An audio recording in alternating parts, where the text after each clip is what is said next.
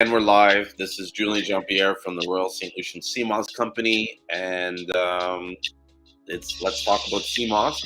And I already started the clubhouse before I opened up this room. That's why I kind of like skipped the intro and everything. But DJ that's in the room had an interesting question about penny pinch, and so I'm actually really familiar with penny pinch. I know the some of the investors in them, and it's a great product. In fact, my partner won a television set from them, like 65-inch TV. Yeah, and it's a shame that a lot of the people are not using the penny pinch in St. Like we're trying to get more people to use it because it can be an easy product to send the application to send money in to these people, especially if they don't they don't like if you're not comfortable with using Western Union and stuff.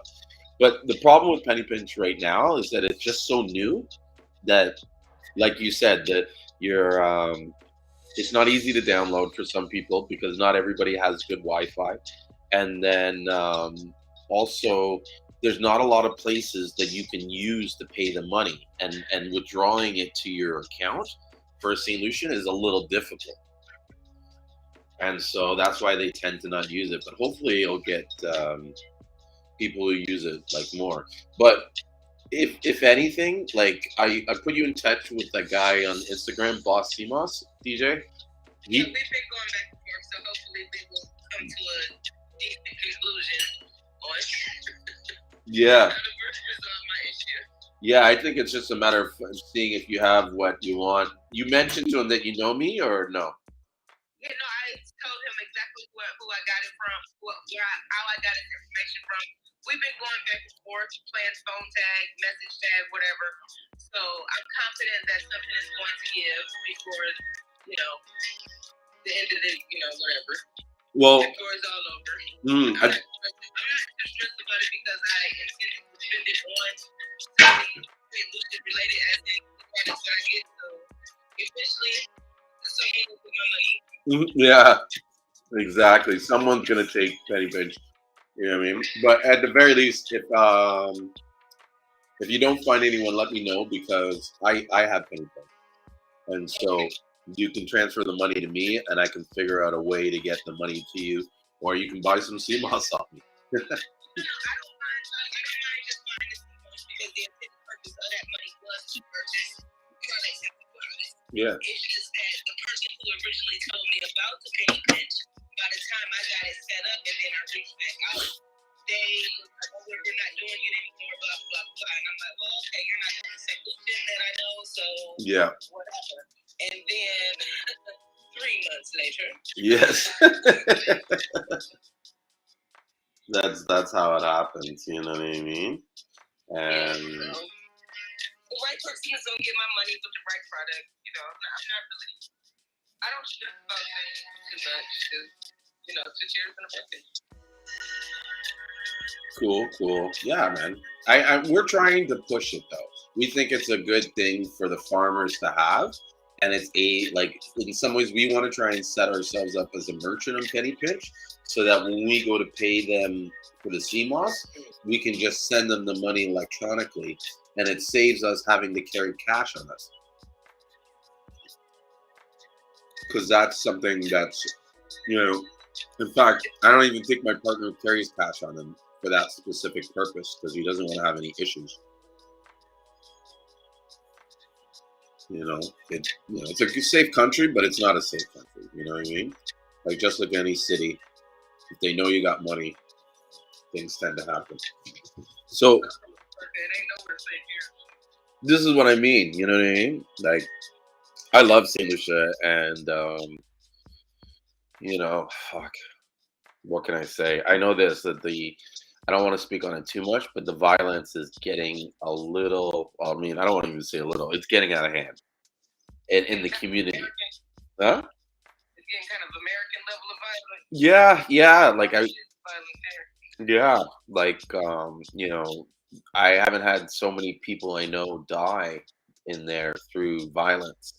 like gang violence, and even recently a child. I'm really kind of upset about it. This child was shot on Friday by police, and a lot of people are saying that this was like an extrajudicial murder and stuff like that. And so, because this kid was an innocent guy, you know what I mean, and Yeah. didn't deserve what happened. So I don't want to speak too much of it because I don't know a lot of the details, but I just know that people are hurting. You know what I mean? Like I'm looking on the news every day, or not every day, but every week at least, and there's people up crying, like what I mean, because the violence, and it's getting out of hand. It needs to stop. Definitely needs to stop. And I think a lot of St. Lucians know that because they're good people. You know what I mean? This is not I believe it's in their nature to be this kind of Americanized. You know, Yeah, I've never heard of any violent type situations coming out of your country, to be honest with you. this is what I mean. It's sad when America starts infecting herself into other places. Yes.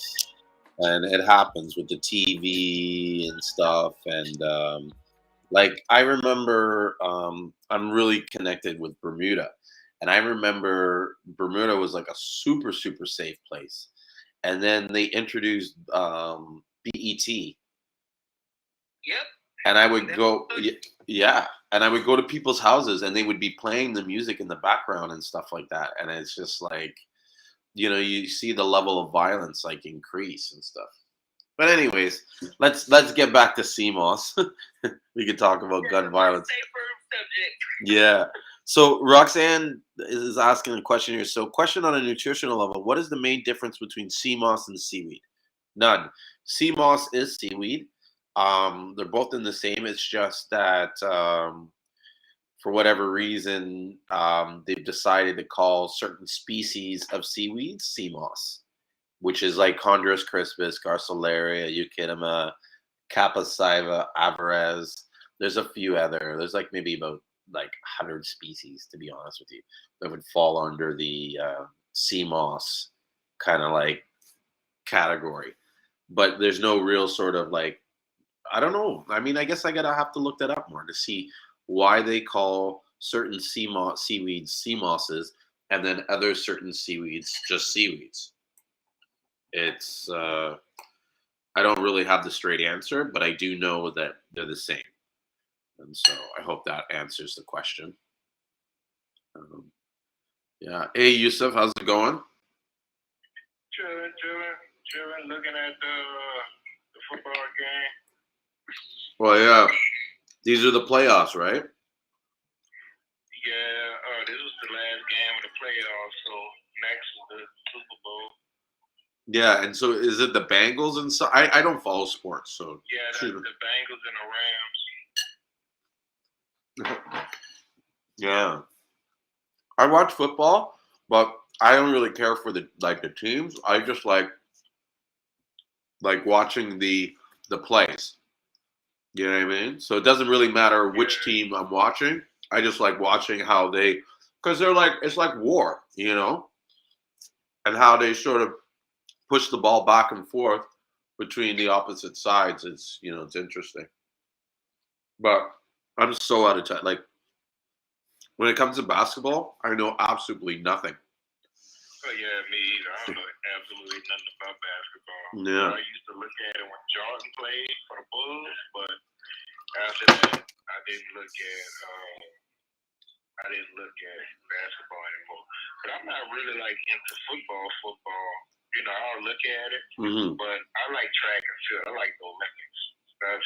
That's what I like the Olympics. The sporting events. Yeah, Yeah, yeah. I don't watch sports if my kids are playing. Pardon? You only watch sports unless your kids are playing. If my kids are participating, then I'm watching. If they're not participating, I don't have no money on the field, so it does not matter to me. Yeah. Yeah, I just like track and field, though. Like the Olympics, anything dealing with the Olympics, that's what I like to look at. The different sports and international competition.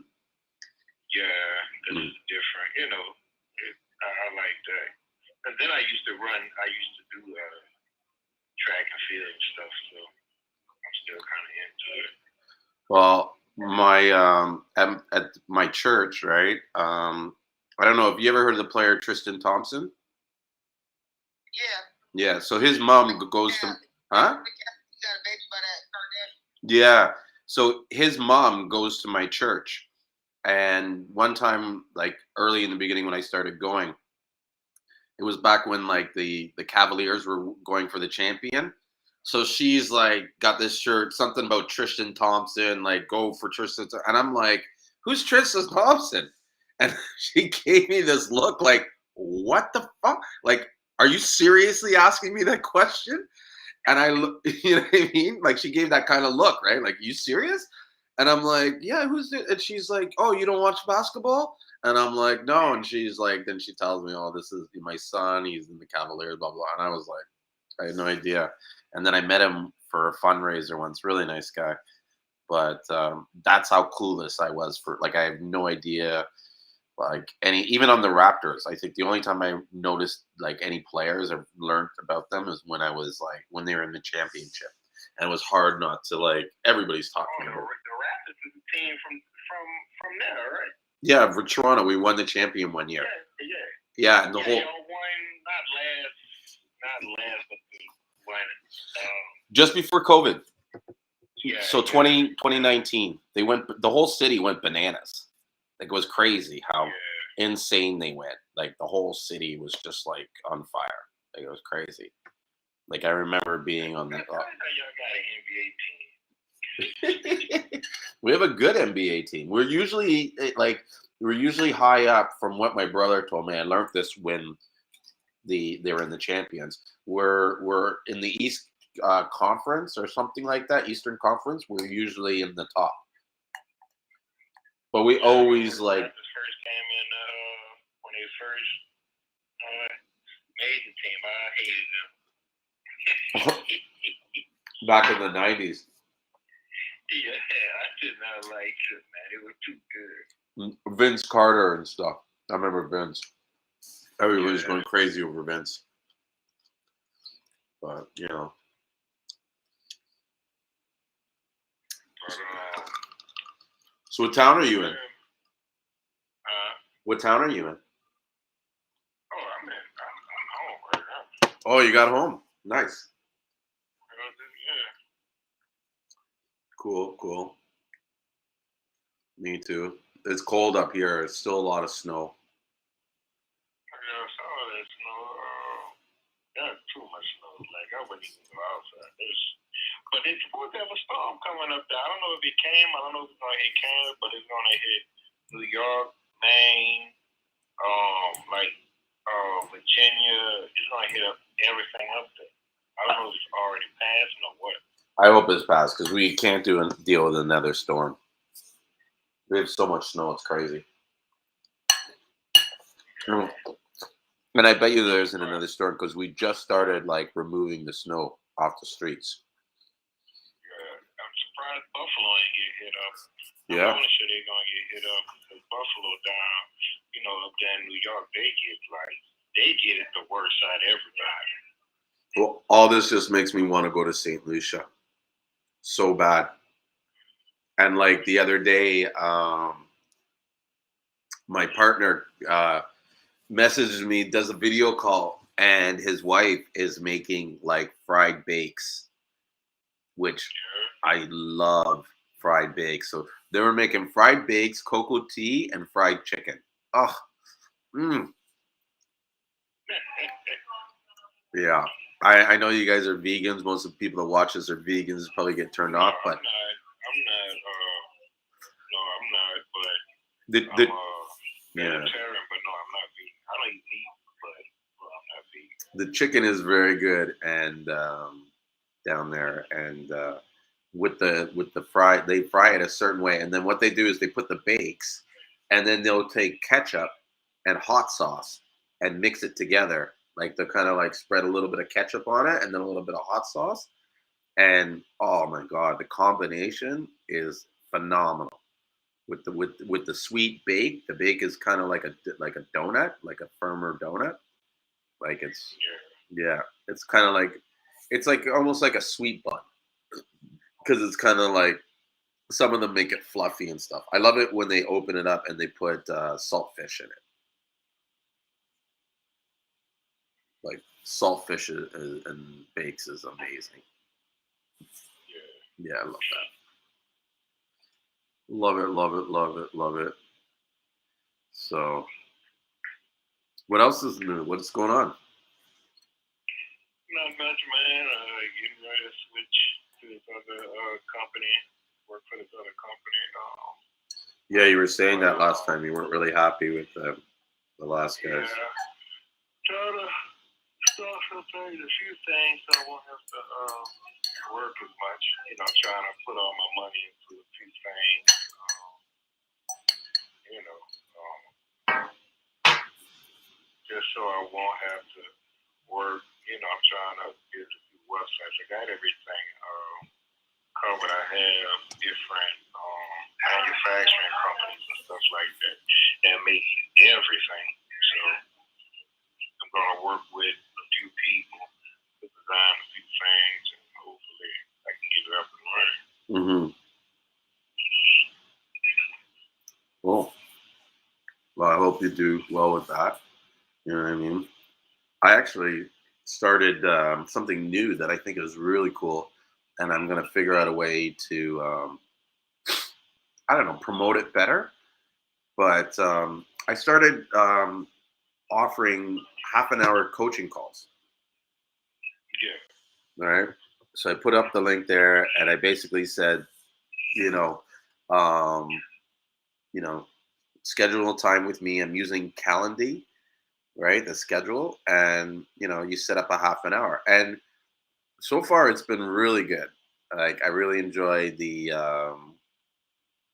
whatchamacallit, the discussions that we're having, and I find that pardon.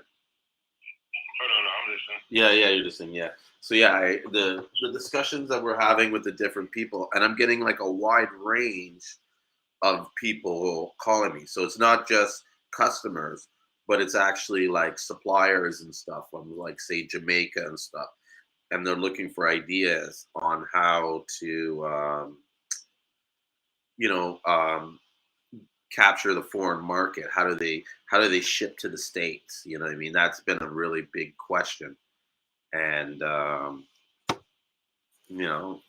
enjoyed having discussions with them, and coming up brainstorming basically ideas on how they can get into into the foreign market. Ideas on how to ship, where their problems are. We talked a lot about Facebook advertising, which I think is something that a lot of people are not, or not, but a lot of people should be spending more time on. Because understanding the Facebook advertising and how it works really it's huge when it comes to gaining business. Like I'm looking at my let me just pull it up on my site today, and like so how do they take how do most of the people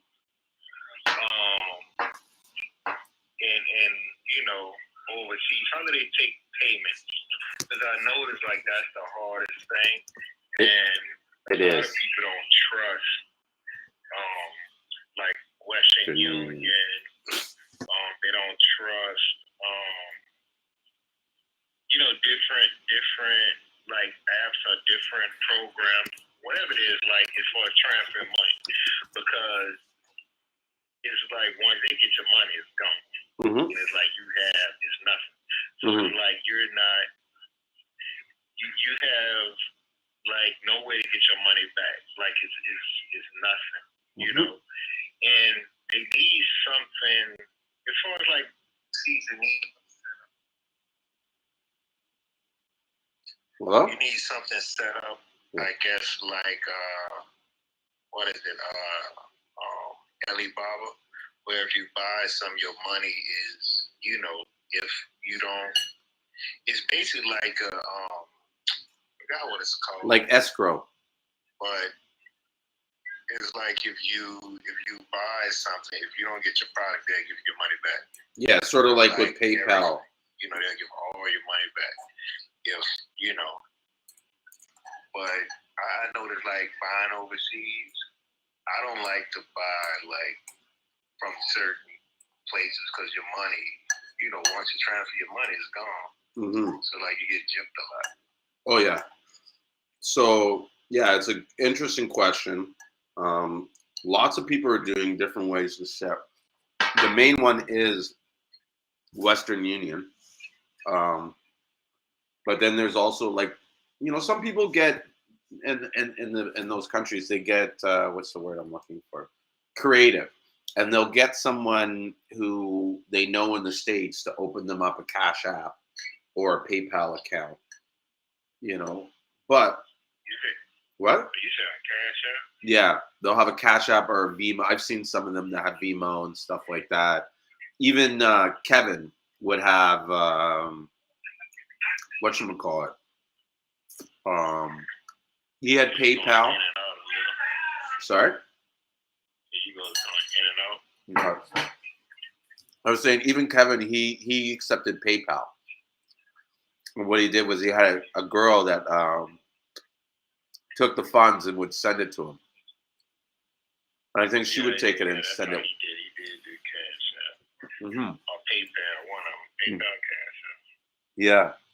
But earlier, I don't know if you saw the girl DJ that was here earlier, but she's been using a different form of payment. Although most of these payments, once you send the money, it's gone. You know what I mean? Like, unless you're sending it by PayPal, there is no sort of like recovery on that. You can't recover Cash App. You can't recover Zelle, as far as I know. No. Yeah, Zello is bad. Most likely somebody trying to get you to send money Zello, it don't do it. Like I don't pay for nothing through Zello. Yeah. At all. Zello and Cash App, don't do it. That's the quickest way to get scammed. Yeah. I can't believe the scams, the ones where they send the money and it's like send 200 and I'll send you 700 back. I don't understand that. I have no idea. Like, it was crazy. So my daughter's account got hacked once, and they hacked into it, her Instagram, and they sent out those posts. And like 5 of her friends fell for it, and they called her up and was like, "Well, how could you send me this scam?" And it's like, what? Like, you couldn't, like, it was so obvious. Like, you couldn't tell this was a scam. Like, how dumb are you? Like, in some ways, if you're gonna be that way, you kind of deserve to get ripped off. Seriously. Like, that's crazy. Like, it's fucking nuts. Yeah. But I know it's they have an app you get on the phone. I think it's called World Remit. yeah. I'm not sure. Like I think once you send your money to them, I think it's also that way you can't get it back if you don't get whatever you're paying for. No, none of it. Even like you send it wire transfer, you send it anyway. You know what I mean? You can't really get it back. But I don't know if you've heard me talk before about the like trying to start an association of Seamoss buyers. But that's sorry, this glare in the camera was driving me crazy.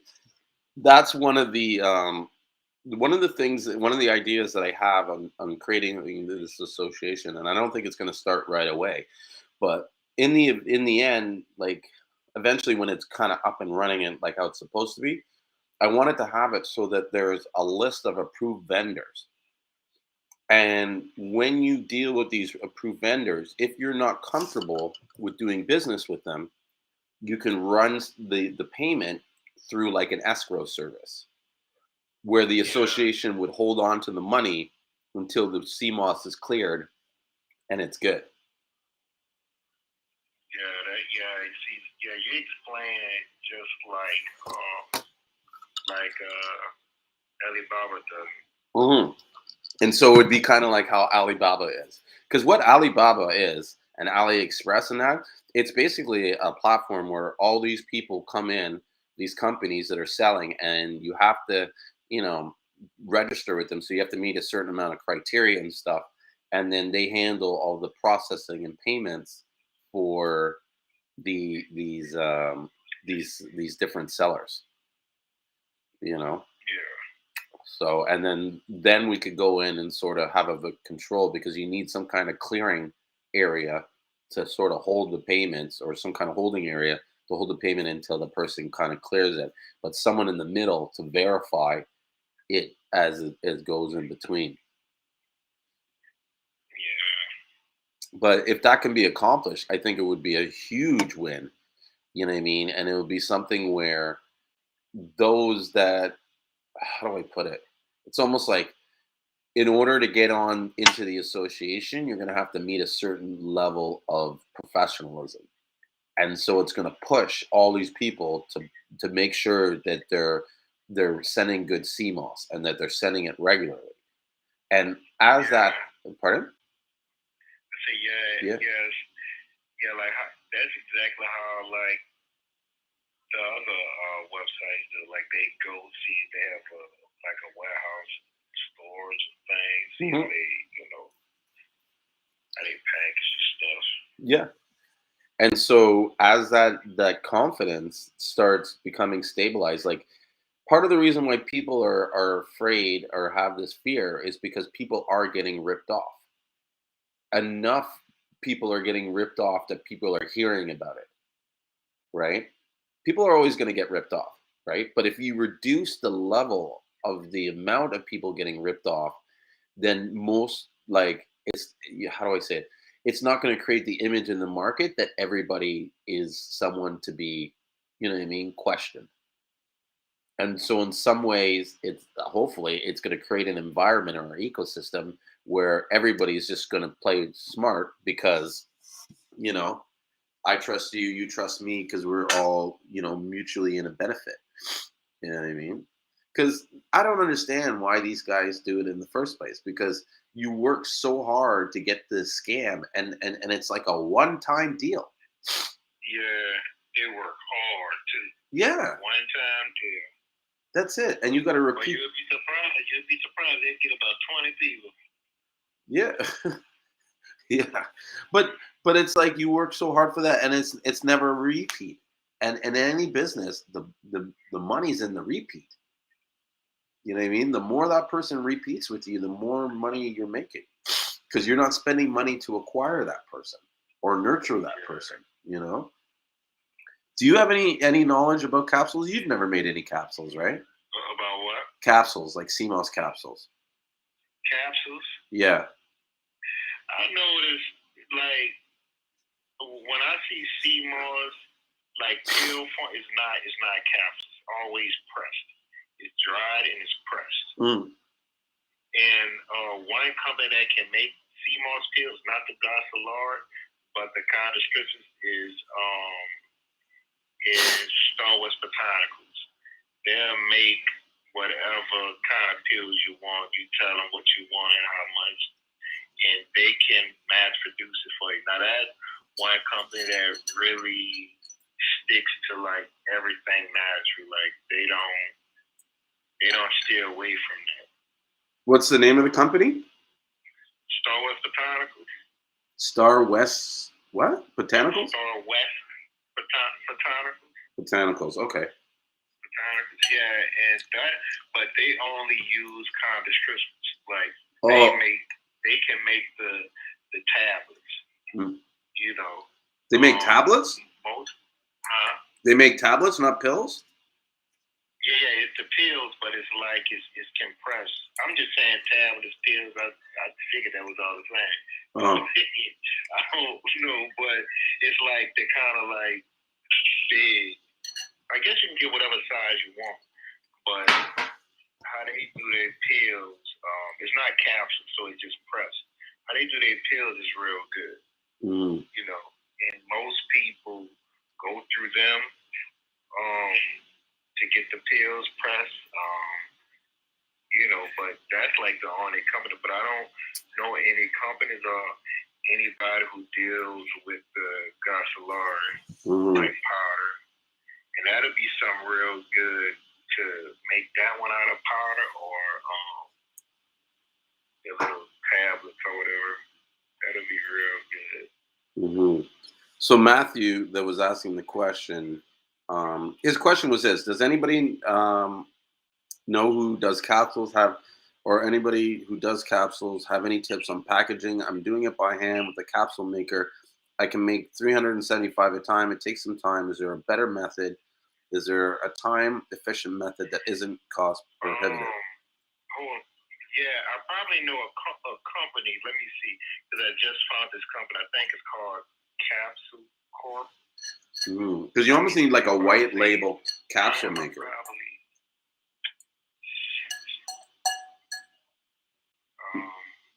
In case anybody's wondering what I'm eating, I'm having salad tonight with seared tuna, tomatoes, lettuce, avocado, and this really cool sesame dressing from Costco. Delicious. No, it's good. I couldn't even wait to I was gonna eat it like after the show, and I was just like, fuck it. I'll probably be on here for like 2 hours, so gotta get my energies up. Let me see if I can find this company, because I just found a company and you can do a few tablets. You do it by hand, but it's way easier. Let me see what this company is called. If I can find them again. I thought I saved them, but obviously I didn't. But definitely, I think you should source out some kind of like white label pill maker, or one of those kind of guys that make all the product. And we'll, a company that can just source all that work with you. They have the machine and you just run it. I wonder how much a machine like that costs. Because that's another thing that would be like cool if you could get for an association, is like, you know what I mean? You have this organization that you're a part to, and you could send your Seamoss to them, or even have your supplier send the Seamoss directly to them, and they'll come in, clean your Seamoss, grind it, and then put it in the tablets. I know a lot of people that have the operation going, and they'll put it in the tablets for you, but they won't take your Seamoss and put it. You know what I mean? And I think that's critical, because everybody has different Seamoss. Like, then you got a question where, like Matthew was saying, a lot of these companies source their products from Asia. You're gonna have to question where they're sourcing their products from, if it's not your own product. Yeah, see, like, that's why you have to deal with companies which no one really holds the Vacilar, like the bigger companies, Star West. But when you go to Star West, they tell you exactly where the products come from. That company is one of the only companies that test everything that come in. Star West Botanicals and Mount Rose, that's been like the companies that have been doing this for forever. But that's the only company that has their own farms with most of the herbs. Most of their herbs is grown by them. Most of the herbs that they source, that's places that they actually go and see. It's not like me trying to buy some overseas and not knowing how it's processed and stuff. So like, you have different companies that's really trusted, that like everybody uses. If most people that's running herbal companies or that has herbal products, they have to go through them. Most likely you're going through them to get certain things made, or if you need it mass produced, most likely they'll make it for you. So, that's the only two companies, Star West and Mount Rose. And those two companies actually make products that everybody talks about, like, oh, this. I'm not gonna say no names, but these two companies, like, everybody,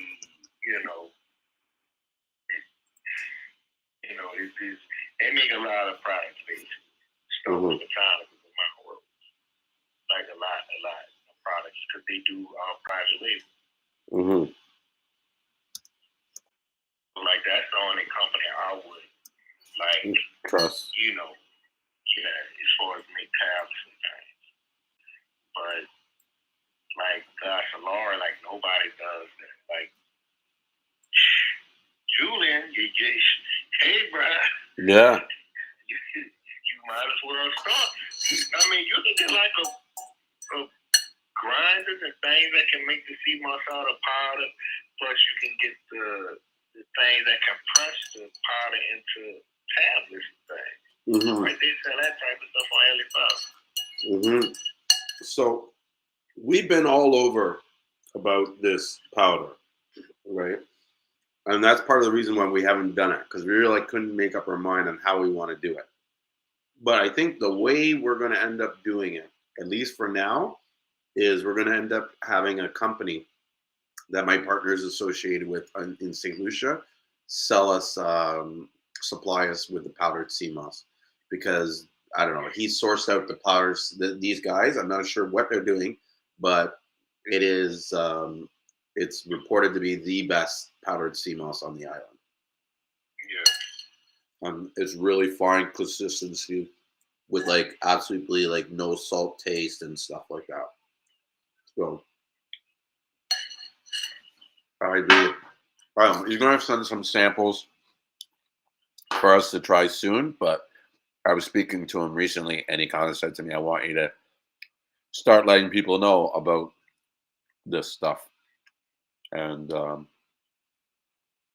yeah, and recently they were up in the whatchamacallit. They were up in the country sourcing out herbs, and so we're gonna probably have some herbs in the next shipment or two. Stuff like more babonde, more what is it? Soursop leaves, and cinnamon sticks. That's going to be a new thing that we're going to have. Oh, okay. Yeah, I'm excited to have some cinnamon sticks, and these will be like the raw cinnamon, like from the bark of the tree and stuff. Y'all gonna say the cinnamon leaves, because I mean that's really hard to get the leaves. Like Really? that's so damn hard for me to get. Yes, like that shit damn is impossible. Mm-hmm. Okay. Like, that's like one of the hardest things for me to get is cinnamon leaves. Mm-hmm. But I just post a website on the live chat on YouTube. Mm-hmm. That's me to you. I just posted a website where you can find like good capsuling. Oh, is that you when you came? Oh, that was you on YouTube, where you said, "What's good?" Yeah. Okay, cool. Sneaky deaky guy. Mm, nice. Yeah, that website. Did it come up when I posted? You know what? I wasn't able to see from the screen, and this is in YouTube. You're doing it, right? Yeah, I posted the website. Let me just That's look and a see. good place to go search for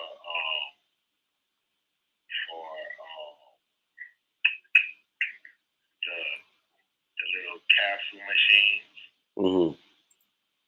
Even though they sell stuff separately, because they have like an easy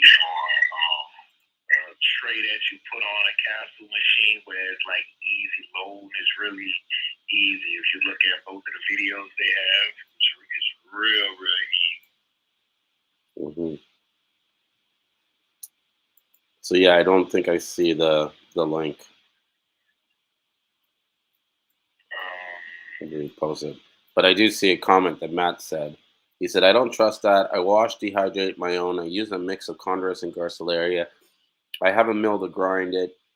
It just takes time. I make 10 to 20 packs a day to keep up right now. It usually keeps me busy every night. I have a hard time with putting my name on something that is sketchy. I guess I will have to get to that point that I can afford a pill press." Yep. And that's what I'm curious to see is how much is a pill press, because Some of them go for 1,500. Some of them go for 500 or 800. Depends on how what quality of pills you want. Mm-hmm. If you want them to be quality, you don't want them to be cheap like what's the thing they used to press? I mean, you just don't want to look like no drug that people sell on the street. Like, you don't want to be a press like that. You have to get a real good, expensive press. Agreed. You have to hand press too. Pardon? I said they have some of the press for the pills. Yeah. They have some that you can do by hand, but it's not going to be, it's not going to be that efficient like the pills may fall apart. Yeah, I think that's what he has. He has not exactly a pill press, but like it's like a how do you say it? Not a mold. The capsules? Yeah, for the capsules. Oh yeah, the capsules. Yeah. But yeah, I would say, I feel like if you have the powder, you're gonna save money if you get a pill press because you don't have to buy any more of the capsules. So eventually you're gonna save money. I think it's a good investment to go with the pill press. Mm-hmm. It's a big investment, but it's good. You just gotta find the right one. Mm-hmm. But then don't you have to like add stuff to the mix so that it binds when you put in the pill? No, because it can just be a powder and it's pressed. It's pressed so hard that it stays together. It's like chalk. Mm-hmm. Like, not gonna say what they sent over here in like chalk form. It's like they call them fingers, but it's just pressed. Nothing is added. It's pressed. Mm-hmm. Okay. And it's way pressed, and they come like your cocoa sticks, but it's pressed way harder than that. It's like chalk. Okay. Fair enough. So a real good press, you can find a real good press that you look professional. Mm-hmm. Fair enough. Yeah, because I don't really see anybody making actual pills. I see them making the capsules. And I mean, I know you can get a machine that capsule. What would that be? The capsulator? I don't know. But like I said, I think like it would be good to have an organization that people can be a membership to, where they can send their product to go get it done, like capsuled or pilled, and it's almost like you'd pay like it would be at cost or something like that, because it's not so much whatchamacallit, like it wouldn't be a business where they had to make a profit off making your pills. It's just a matter of doing it to you know what I mean, cover the cost of what it would take, the labor to do it, which would make it super cheap. You may can find that type of stuff. I mean, they have companies where you can send your food and they'll make your food for you. So they may have something out there like that. Oh, they do. They have guys out there. I'm almost positive that you could send the powder to, or you could send the raw Seamoss and they could powder it and put it into a pill. But my point is kind of like those guys are doing it for a profit, so they're going to charge you a fee. Whereas if you did it through an organization that you were a membership, almost like yeah, like a co-op, it's almost like the co-op buys the machine through the shared profits of everybody. Like everybody puts together and buys one machine that everybody uses, as opposed to everybody buying their own machine. Yeah, I mean that you can do that. You would have to have like a monthly membership thing. Yeah. And I don't think you need that much. Yeah. You don't need that many people, but they have to put at least 5, I think, a month. Something that everybody can afford, because you're gonna need a whole bunch of machines, depending on how many people it is. Mm-hmm. And then plus the people that's making the pills, they have to get paid. So it has to be something that's really like, set up nice and organized. Yeah. Well, this is what I'm saying. It's not something that could happen right away, But when the membership grows to say 500 members or 1,000 members, then you know what I mean, that's some significant power.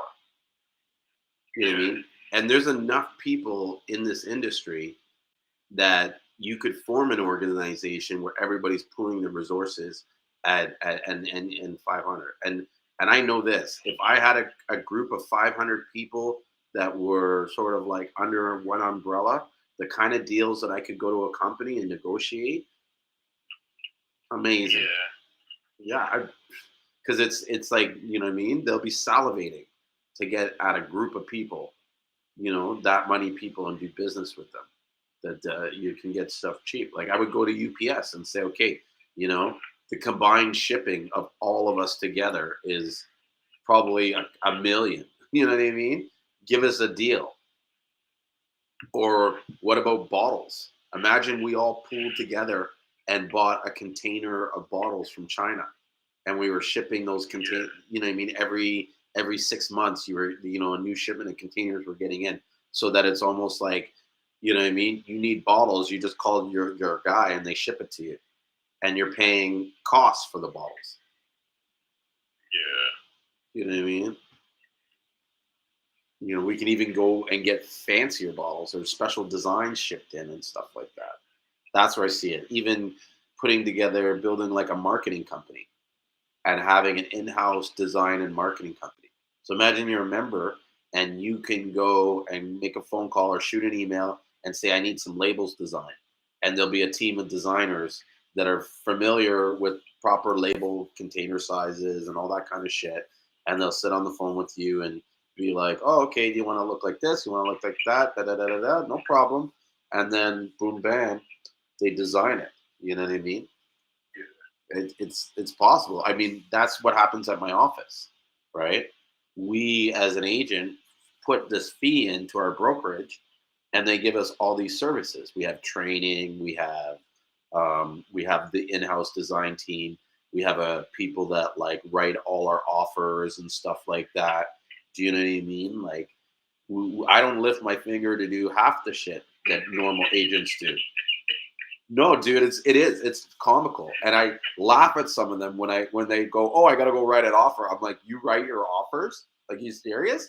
They're like, what? You don't write your own offers? I'm like, fuck no. I send an email and I say, this person, that person, how much, this much, these are the terms. You know what I mean? And then I get an email with it, and I load it up in my DocuSign, and I add a couple signatures, and bam, you know. But yeah. So that's, you know what I mean? To me, that would be ideal. And there's a lot of people that are looking for that sort of like guide, like that kind of services. Do you know what I mean? And then imagine that same organization, it's like all the vendors that are supplying the Seamoss to all these different, like you have like a trade list of different vendors. You know what I mean? And it wouldn't be something just from St. Lucia. You would have vendors like all over the world.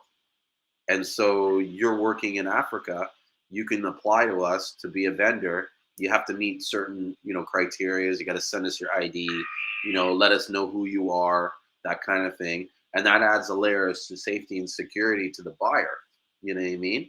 And so you come on as a member and you're almost like pre-vetted, right? And so now Yusuf can go and look on this list and say, okay, I can buy. Because if there is a problem, you could call us up and we could revoke their membership. Yeah. Right? And if you're doing a lot of sales, you don't want to fuck with your membership. You know what I mean? And then in the future, like we could build an escrow thing where we're facilitating the thing. And you could even just go on a website and have your pick of different vendors of who you want to do business with.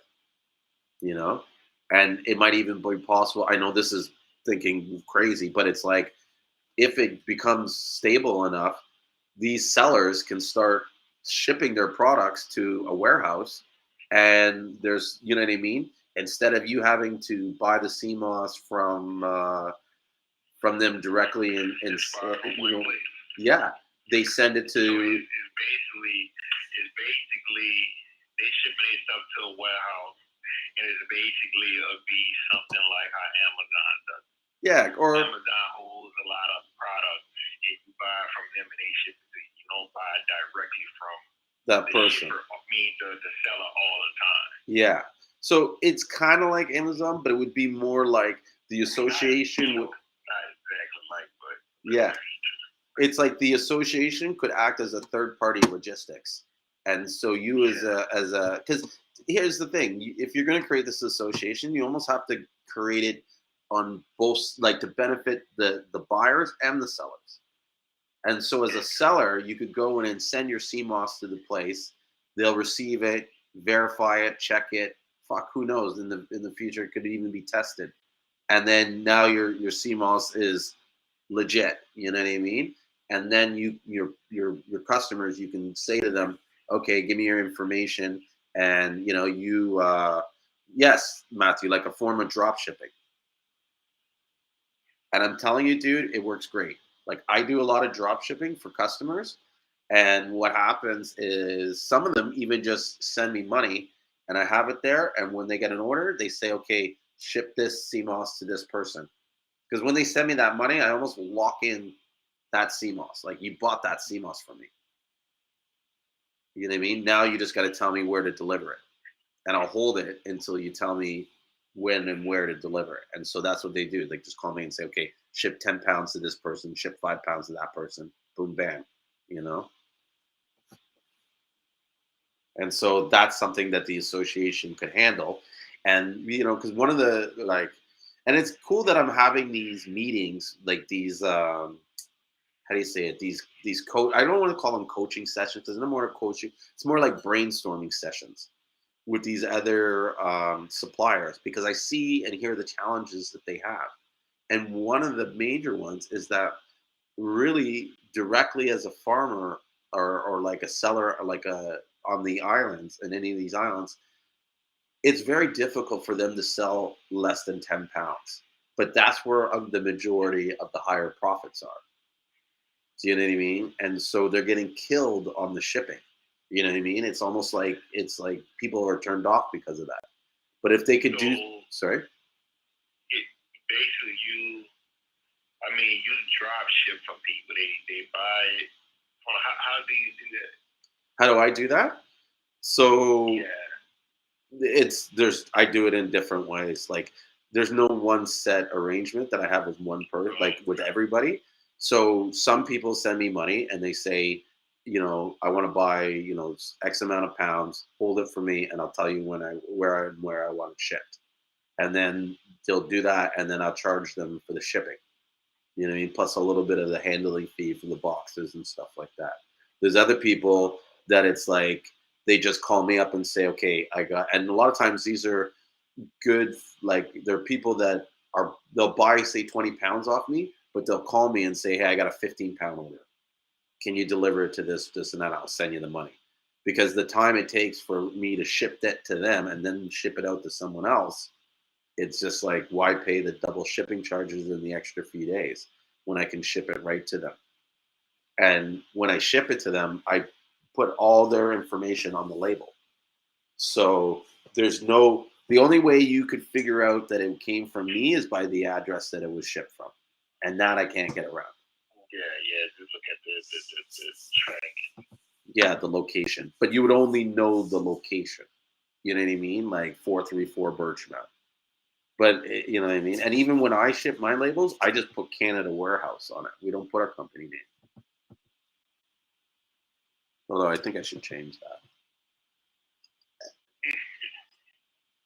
But one of the reasons why I didn't do it, and I just put Canada Warehouse, is because I didn't want people trying to figure out what was in the box in case they wanted to hold it up. You know what I mean? For customs or whatever. So then they can see what it is because I have to label it on the description. But sometimes when you see St. Lucian Seamoss Company, it's like, oh, what's this? It makes you want to look more into it.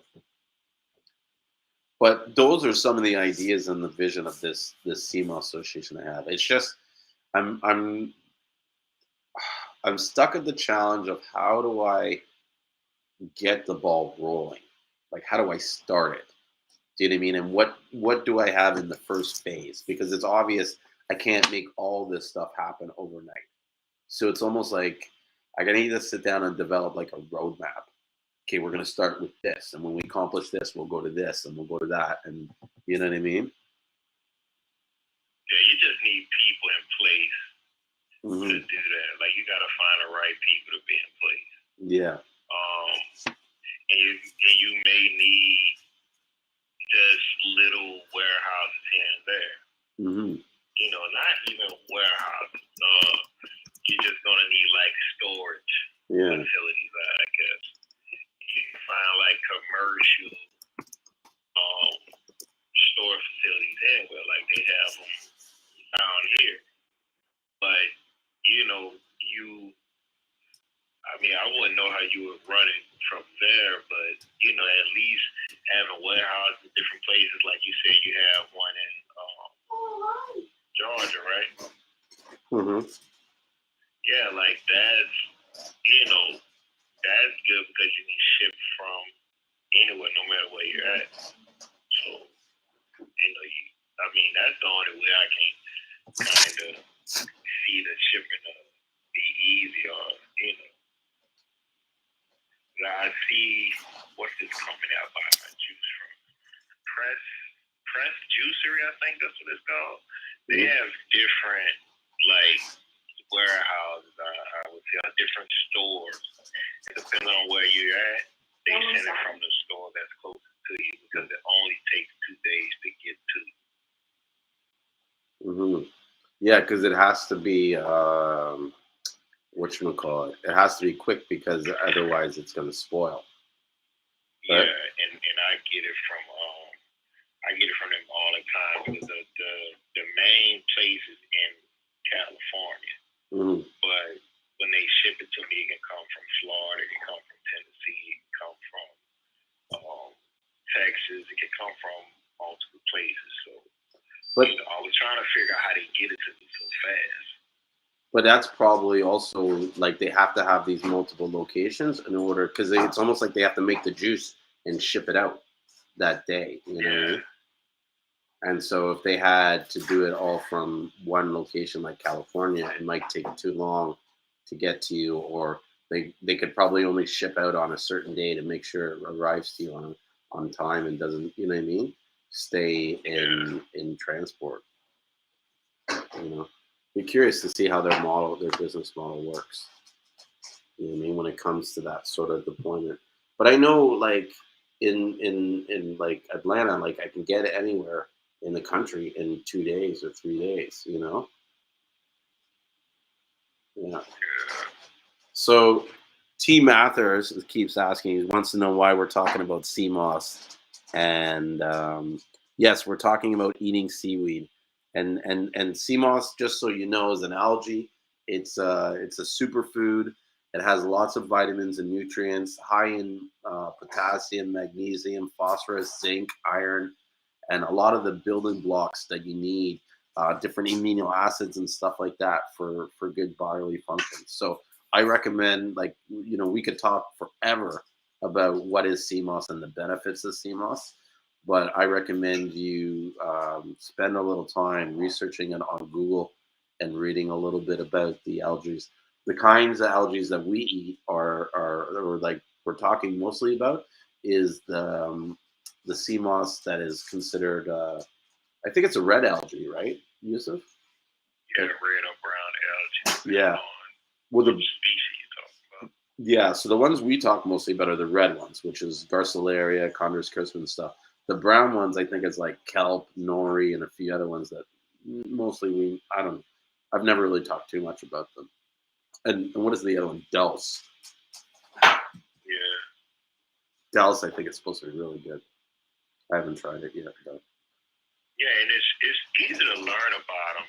It's better to learn about them or look them up. Just look up seaweed or marine life, like different ways to search for them, because you just put Seamoss in. Seamoss, most likely Vassalora is gonna come up. But if you search like seaweed, find like books about seaweed, cookbooks, anything, science books, it gives you a broader perspective, or it gives you more information than just looking up Seamoss, because that's not like really a good way to.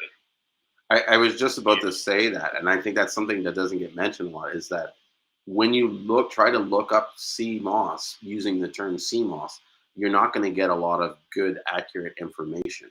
And you actually have to search for seaweeds. And then you start reading the broader picture of all the information about the seaweeds, including sea mosses.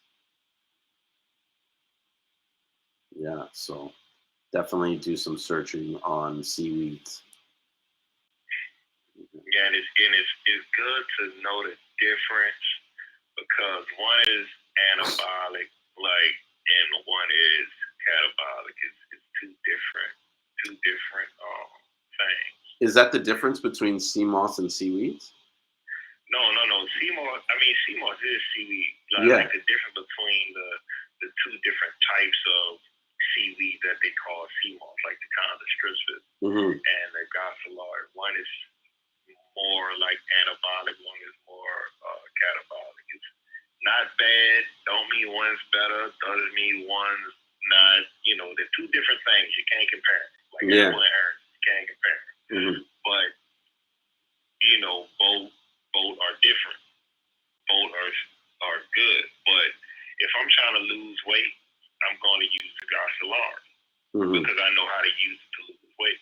If I'm trying to build muscle and gain weight, I'm going to use the chondrostricus. Oh.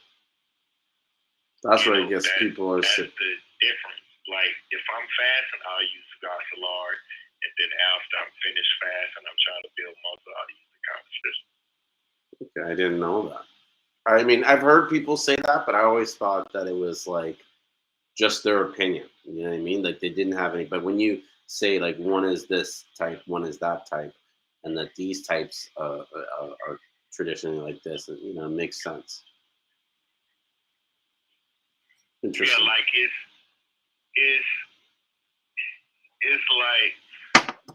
like a bodybuilder. When they want to lose weight, they have to put their body in like a catabolic state to lose the fat, and then when they're trying to gain weight, it has to be in an anabolic, so they can gain a lot of muscle. So it's in all different, different foods, different vegetables are like that, but they both are good. You just have to know how to use them. Yeah. Agreed. And you can take both of them down there every day. Like, you can take both of them every day. Like, I can eat a 32 ounces gel. I can eat the Seamoss gel, 32 ounce container. I was just thinking about just now, sorry to change the subject, but it just popped in my mind, is Kevin. So he's been talking shit about me, right? And talking shit about St. Lucian. You probably know, you just don't want to stir the pot. So it's gotten back to me that he's talking shit about me, and I kind of want to go and troll him a little. You know what I mean? Just stress him out a bit. Like, oh, you want to talk shit about me? Hey, here, I'll give you something to talk about, fucker. Excuse my language. But it hurts. It hurts. It hurts to have him. I know he feels like, we had differences or whatever. But like, dude, when you look at all the shit that I did for the guy, even if what he thought was true, to me, I would have just watched it and been like, whatever. Do you know what I mean? Yeah. Like, I gave that guy fucking a lot of my time. I helped that guy out a lot. You know what I mean? I gave him business. I vouched for him. I called people up and said, yes, do business with this guy. Like, you know what I mean? I tried to arrange a lot of shit with him, for him. He came on all my lives, got business from that. Like, never once did I ever try to take money, like stand in his way of getting money. You know what I mean? And so for him to then turn around and just talk shit about me, it's just like, you're so two-faced. Yeah, no, like I had some the China root. Because China root comes out like China root is good. Mm-hmm. But the rest of the herbs just can't make it here without it like going bad. But the chain root that actually dries good, like that lasts. But it's a certain way how you have to wash the herbs. He should wash his herbs in like water. But he should use food grade peroxide because that'll stop the bacteria growth and fungus or whatever that's in it, and then he should dry it out for a few days or a week or two, and then ship it. He has to make sure it's vacuum sealed and ship his herbs out of something he can put like those packs in it to keep the moisture out of it. Yeah. If it's dried right, it ships no problem. I still have soursop fleas from a year ago. How is my stuff like always fine? You know what I mean? And then this stuff is like spoiled, like beyond like what the fuck. And you know it. You know what you're shipping. You know what I mean? And when he ships the stuff, he doesn't clean the herbs. It's all full of sticks and everything. Do you know what I mean? Yeah. And I think my biggest mistake was I didn't weigh the stuff before I started with him. And it was something in the back of my head was like, Julian, you should weigh this so you know what you're dealing with. And I was just like, fuck it, whatever. I'm just gonna sell the herbs. He'll make enough money. He's not gonna worry. And then that's the problem in any sort of partnership or business. You kind of like you dismiss the flags, the warning signs. You know what I mean? Yeah. Like looking back, I wish I had listened to my instinct and just waited. And who knows, it would have been off. You know what I mean? Because his scales could be fucked. Like someone the other day kind of messaged me and told me that I was off by 6 pounds. I was like, no fucking way. Like there's no way I'm off. Period. Do you know what I mean? I always overweigh the Seamoss. Yeah, you actually do, because I was like, man, I like this dude put a lot of Seamoss in this box. I always overweigh. It's always over by 4, at least 2 to 4 ounces. Sometimes up to a half a pound. I'll weigh. Like if you're getting 500, like 50 pounds or 100 pounds, yeah, I'm you know what I mean. I'm not giving it 100 pounds exactly. Come on, that's an insult. You know what I mean? But and it ensures that I never have to question whether or not I weighed it right. You know what I mean? Now I do the same thing. I put a pound over in it. What you mean it was off? Yeah, it was never under. So I'm curious to see. Like I asked him to weigh it up and show me a picture. I think it's the way he weighed it, and I think it's the scale that he has. Because I have a scale that can weigh up to 400 pounds one shot. And if you're weighing up your, say 50 pounds in 1 pound bags, not every pound is going to be a pound exactly. Yeah, and he has to it depends on what kind of scale he's using. Like I don't really trust digital scale. That's just me. I'd rather use a triple beam. Yeah, you're old school. To weigh stuff, because that's how I learned as far as baking. I learned on a triple beam. And a triple beam, I think, is one of the most accurate things to use, especially when it comes down to like powder food and different things. Like I think, but the triple beam may take a little while to learn how to use it, but to me that's good when you're dealing with certain things. I just remembered like something back when I was a kid. I remember like my brother used to sell a lot of pot, him and his best friend back then, and they stole a triple beam from the science lab, and so they would travel around with this fucking triple beam and all this weed in their knapsack, and be selling like dimes, off the triple beam. And I just remember like looking at him. Yeah. I remember looking at him like, oh, you guys are fucking nuts, man. You guys are just wild. Like, what the fuck? They're like, triple beam and your naps, and sometimes it would stick out. You know what I mean? Because it's such a big contraption. I'm looking for one of those right now. Those are the best. They're super accurate. You know what I mean? And it's because you can. It's the weights that come with it. That's it. Mm-hmm. Yeah, they're super accurate. You just got to make sure your weights are on. And this one you had to like zero it out because it was out of balance. And so you'd weigh it on the table, you'd zero it, and then you would put a weight on it to test it, and then they would weigh it, whatever.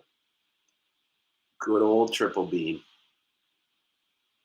A lot of people don't even know what that is. And I know. That's like when you brought it up, I was like, this guy's old school. I remember I used to weigh the weed on the Slim Jim. You remember those? The spring loaded. Like, yeah, I got one of those. Oh gosh, those are the worst. But digitals are pretty accurate. Like I like even growing up. But what you got to do is you got to always like adjust it, bring it all the way down to zero. Yeah, or you throw some weights on it every once in a while and make sure it's accurate. You know what I mean? Like it's still weighing on, and that's what we do. I have in my scales. I have like a 500-pound weight or whatever, 50-pound, or I have a 500-gram weight. So I zero it out on a 1 pound on the scale, and I have two scales. I have a big scale for large weights, and then I have a smaller scale for smaller weights. So I know my shit's like hella accurate, like super accurate. And then I overweigh it. You know what I mean? I put more Seamoss than what is, and that's what I find is funny. Never once has anybody ever called me and said, "Hey, you're a little heavy on this Seamoss, or you gave me an extra pound on this order." but have it be 2 ounces short, and I'm getting a phone call. Man, you an ounce short. Mm-hmm. I think one time I even shipped, like, it was in a rush, and I accidentally shipped the wrong Seamoss to the wrong people. And someone got like 15 pounds of purple. And because I know I packed it and I couldn't figure out, the person I sent it to never got it. And so it had to be something where I got the boxes mixed up and I sent the wrong box to the wrong person. I didn't even know this. Yeah. They're like, hey, it's Christmas. So, but I put measures in place to make sure that shit doesn't happen anymore. But, I'm excited. Actually, I'm about to get another shipment this week. And no, so I don't have the list exactly of all the herbs, but I have a bunch of new herbs coming in. My partner went up into the Heights. I wonder if I can even show the video. And they went up and went hunting, foraging for different herbs and stuff like that. Actually, there's this one video, so fucking funny. I died when because me and him, we fucking like jokes all the time. Like when we were like in St. Lucia, it was like nonstop fucking, you know what I mean? Fucking around and shit like that. And so I'm going to pull up the video here. Let me see if I can find it. Of him. Like, he made this joke about me and these limes. It was so funny.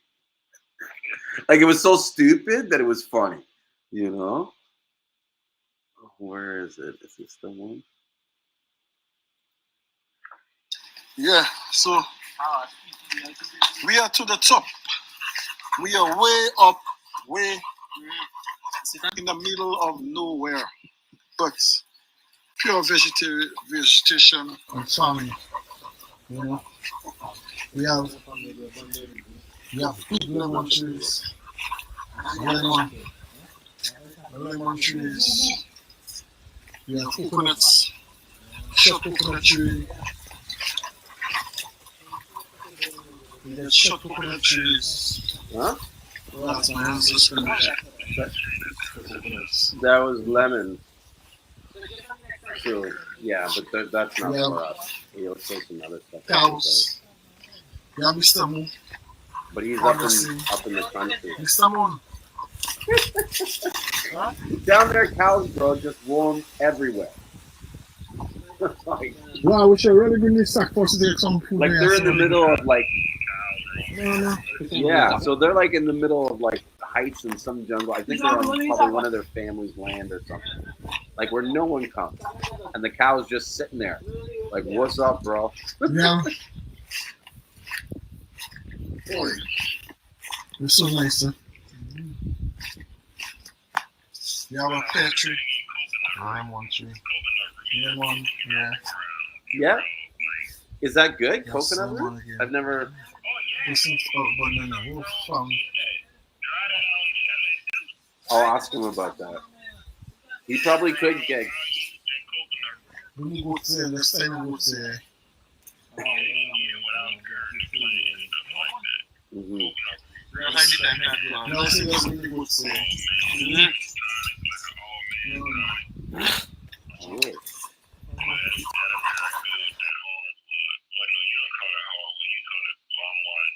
Bob one day, yeah.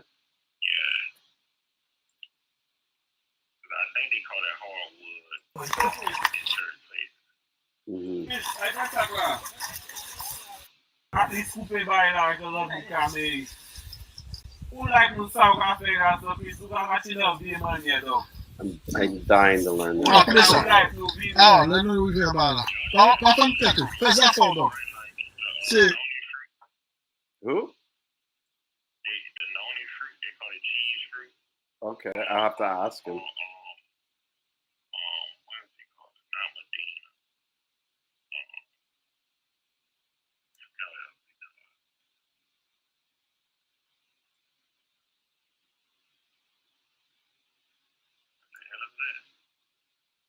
That's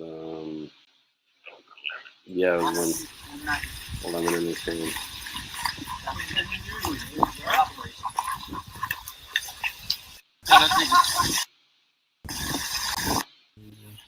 Where is? I gotta find the video. It's like I think when they first get there, and they're looking at the lemons. Is this one? Yeah, so No, I just played. we are to the top. Yeah. This is the one. Dude, you're gonna die. Yeah, we under the bois. To come and collect the things to kill the COVID. La, ha, ha, ha. We call it lemon la. Nula amuta as like Zika. And that's like organic Oh, lemons, Vekosa. right? You need Diego Gwen. Ay, Ay, ay. somebody yo.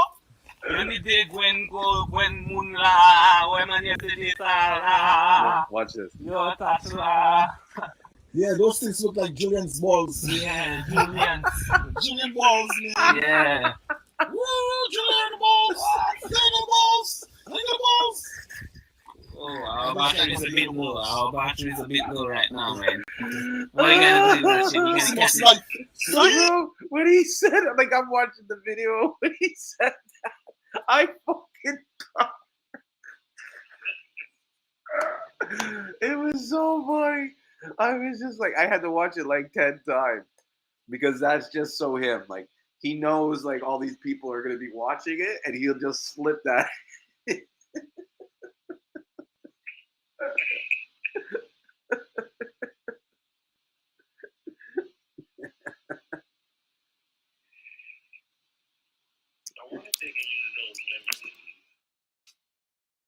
Yeah, probably.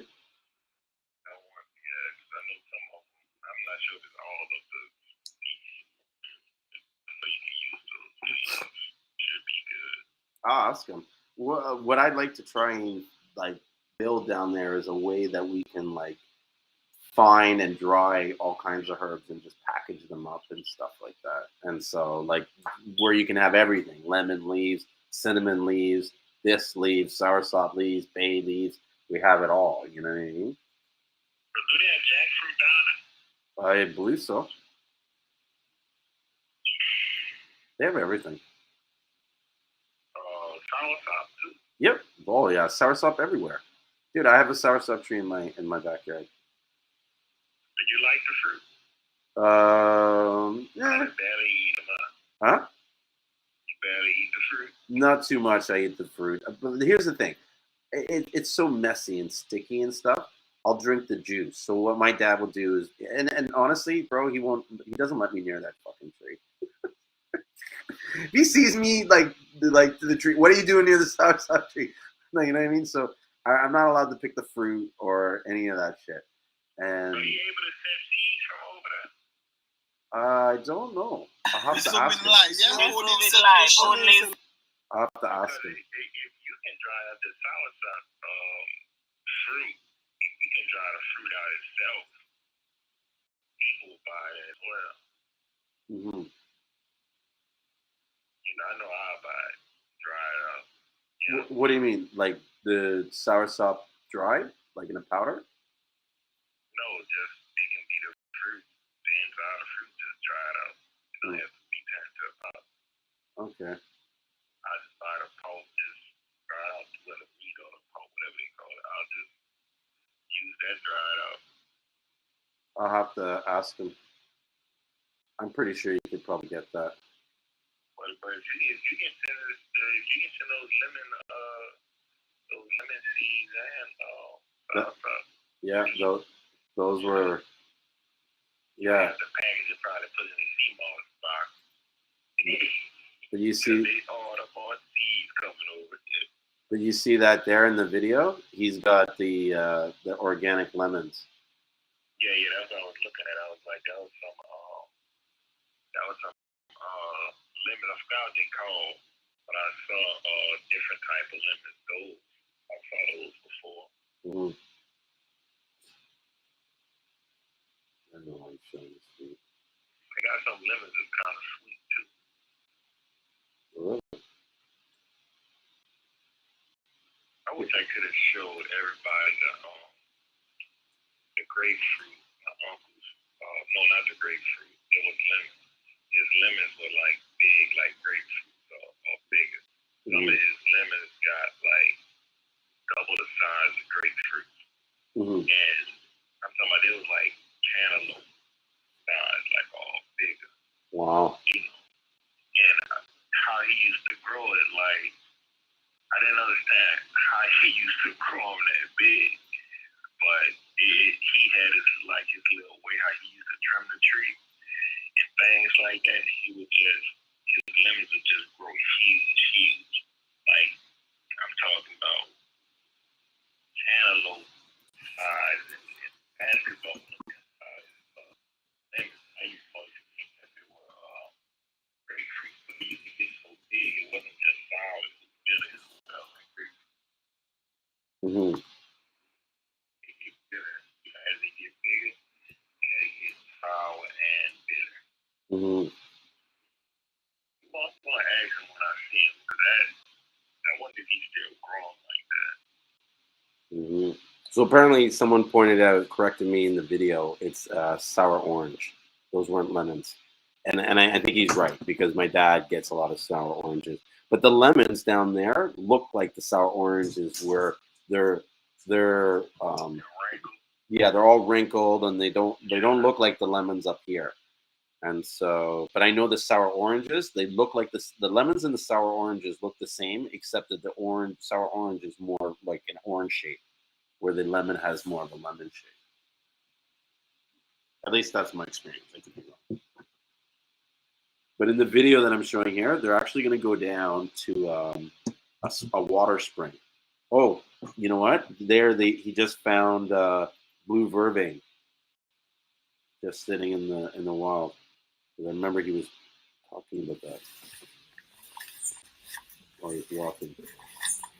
You gotta take your time there, sir. That's why But look at that. That's all bananas growing wild.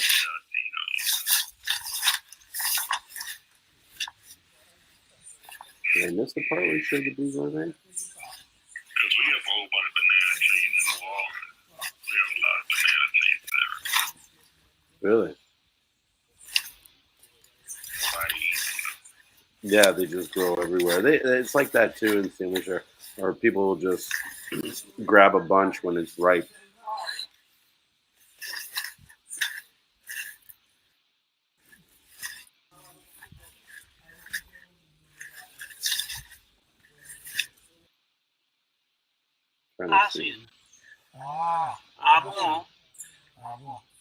So he's farming out here, growing dasheen there. Yeah, this is some coconut. You know, you rinse your heart. It gets so clear. You can see it. Now we're going down into the jar.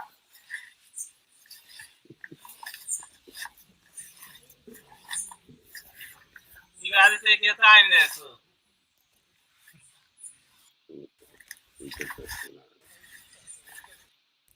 I know something as he's walking down here, he finds the blueberry thing.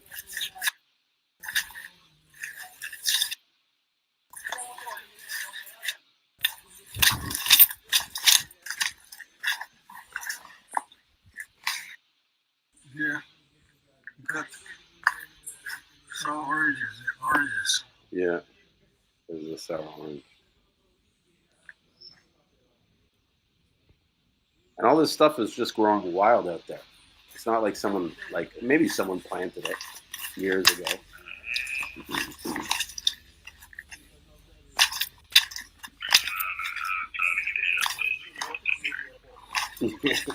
Well, they do. They have the guy. One of the guys goes climbs up in the tree, and the guy's like a monkey. You know what I mean? Literally. And they're making jokes about it because he was like jumping from branch to branch. So check this out here. This is a natural spring where the water is just coming out of the mountain. What are you doing? No.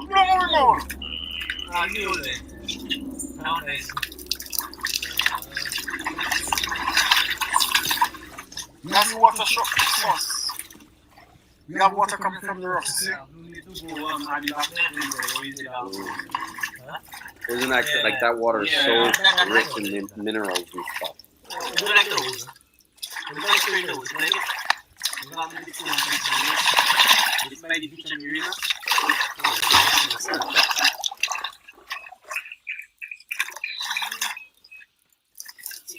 Drink fresh water.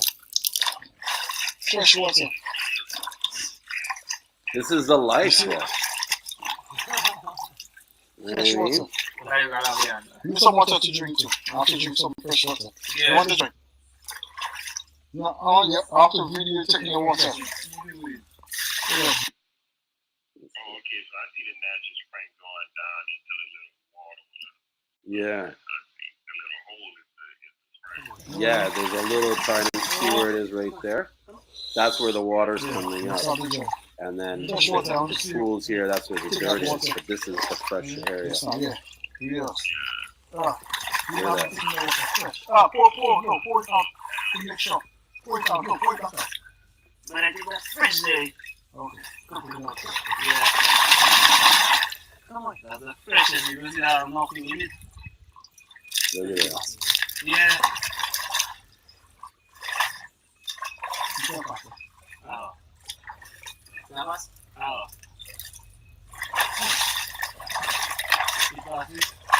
Yeah, helicopter.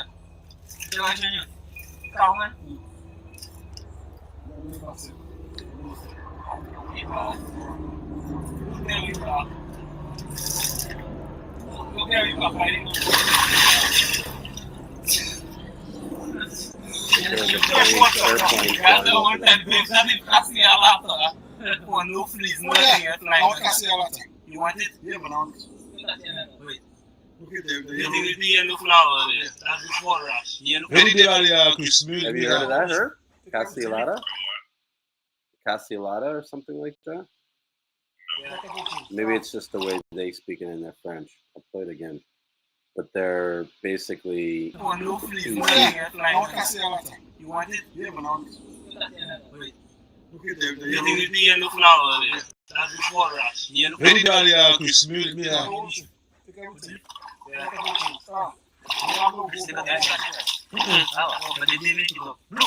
Yeah, Cassia, very good for your liver.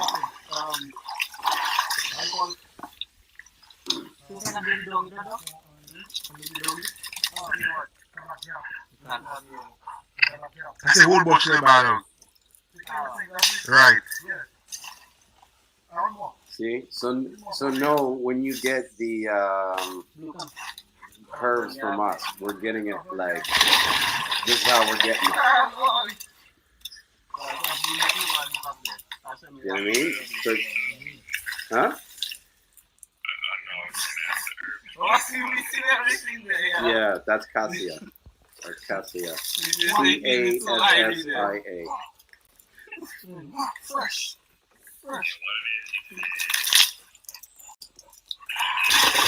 Yeah, the Rasta one is Zion. Yeah, man. I am not a lion Zion. Yeah. Look at his dread. Rasta. This guy's crazy. Yeah, man. What'd you ask me? Fresh water, you.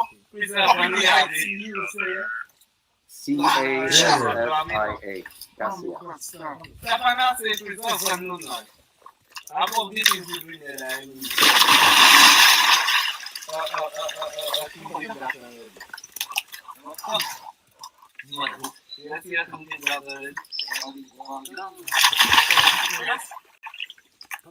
And watch, he's gonna clean the dog with the herbs and wash them down with it. And then legs for the pass it. I see that something on the leg dog. All white balls there. Yeah. That's the red thing. Yeah, all on there.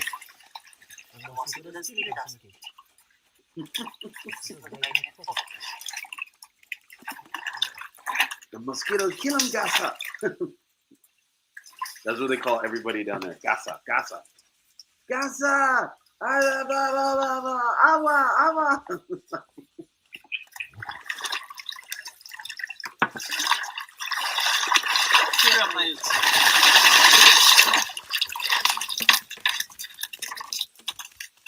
Think about it, bro. When I was in St. Lucia, we did shit like that every day. You know what I mean? Mm-hmm.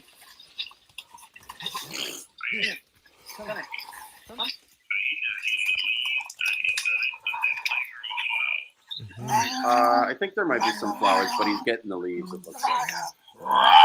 He got the leaves and some of the sticks and stuff.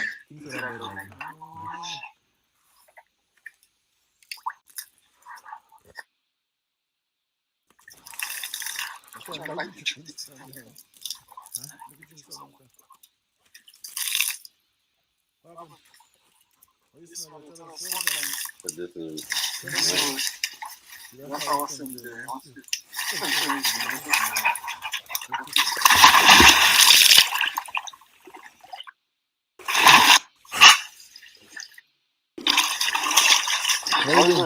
Some flowers.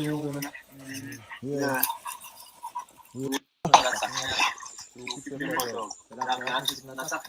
that's so crazy.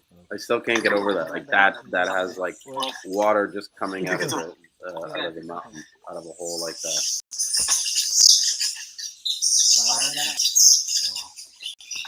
Like, could you imagine living in that sort of like environment where it's like you're in, you know what I mean? Like totally off the grid, like that's your life right there, the water source. That's all you really need. Everything else you can get. You know what I mean? Like once you have your water source, you're good.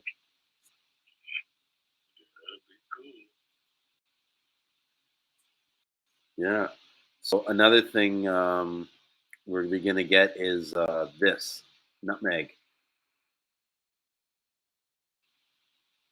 and I think this is like some kind of special nutmeg because I don't really see the mace on it being red. Is the mace on it always red or? Yeah. Okay.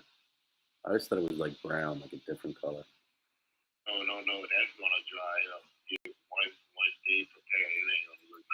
Yeah, man. Oh. Never see Mm-hmm. They have natural nutmeg up there as well. That's good because that's hard to find. Mm-hmm. I got some coming. I think he's calling a bird. God knock it so. Big one. He's calling the bird. That's a good try.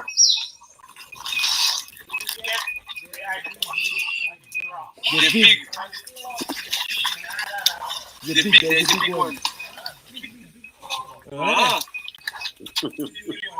Mm-hmm.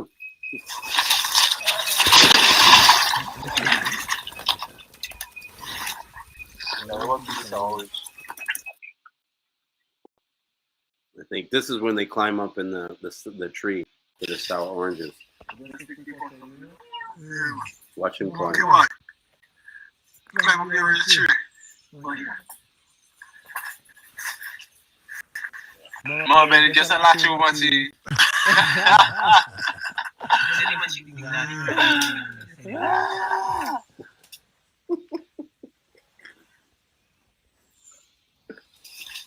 Fuck, dude, I miss hanging out with these guys.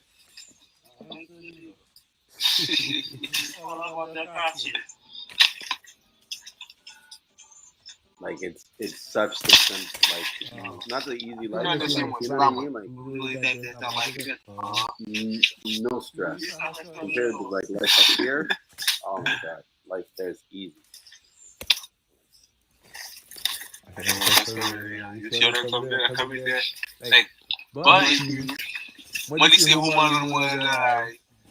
Look how high he is in that tree. You see him there? When you got all them oranges. That's fucking high. Bro. Every fruit plant, you gonna do that? Alright, go ahead. And he's throwing them down to him.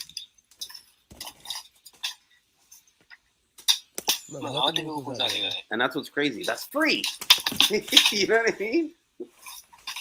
So it's like, hey, what do you want to do today? Let's go out. Let's go up in the hills and pick free fruit. And probably the freshest.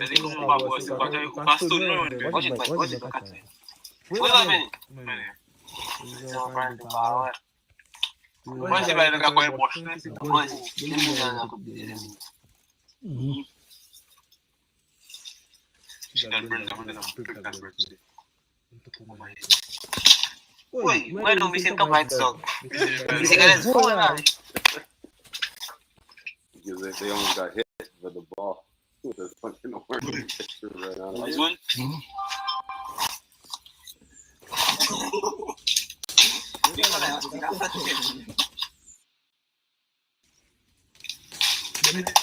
No soy, se meten conmigo, unas flip baila como.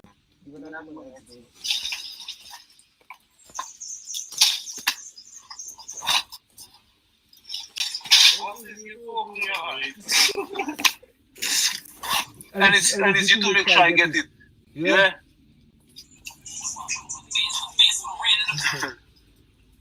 Yeah.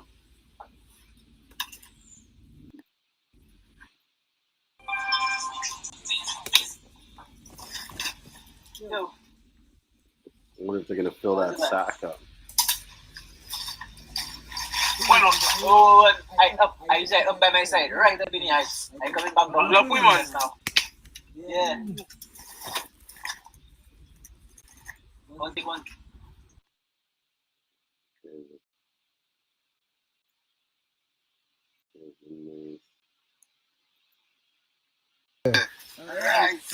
All right. Yeah. It's only a little sauce. See that man strong.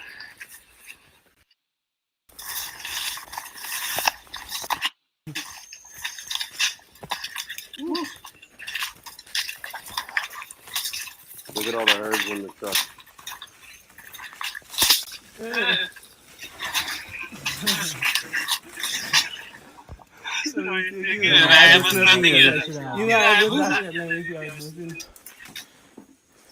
Bunch of Africans. Watch them.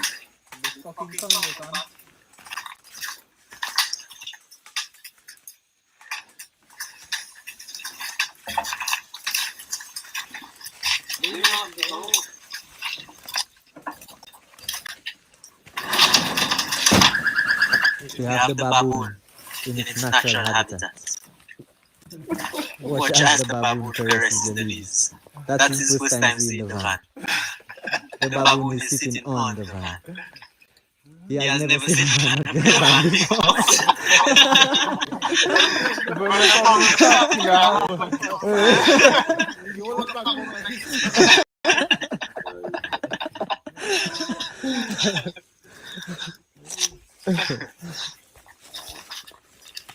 Yeah, hello. You walking though?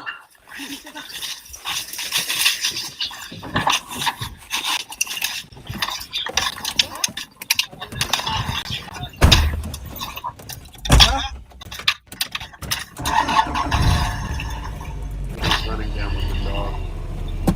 The dog in the car.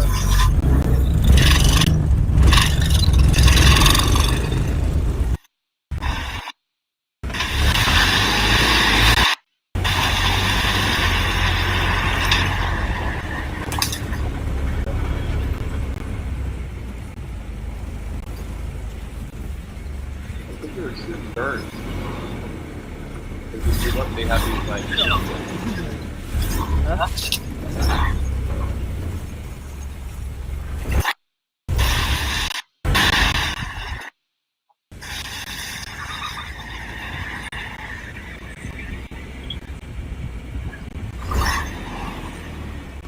Looks like the highest point.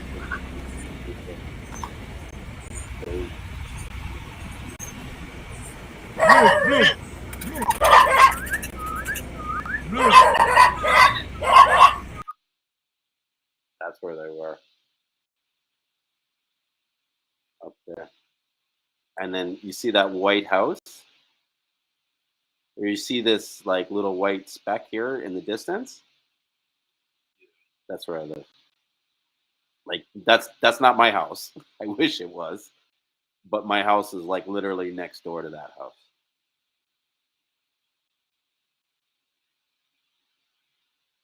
So I'm at a point like I'm on the top of like this mountain ridge at the tip of the island. That's where we live. So I get to see all the like the village and I mean the town below and everything. Yeah. And that's St. Lucia. That's us going collecting herbs.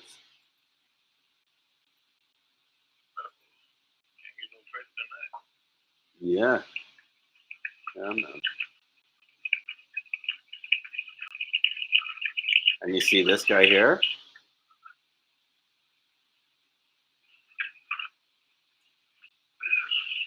I actually kind of want to take a moment to, I don't want to say a moment of silence, but this kid here is friends with my partner, and he passed away. He was shot by the cops on Friday.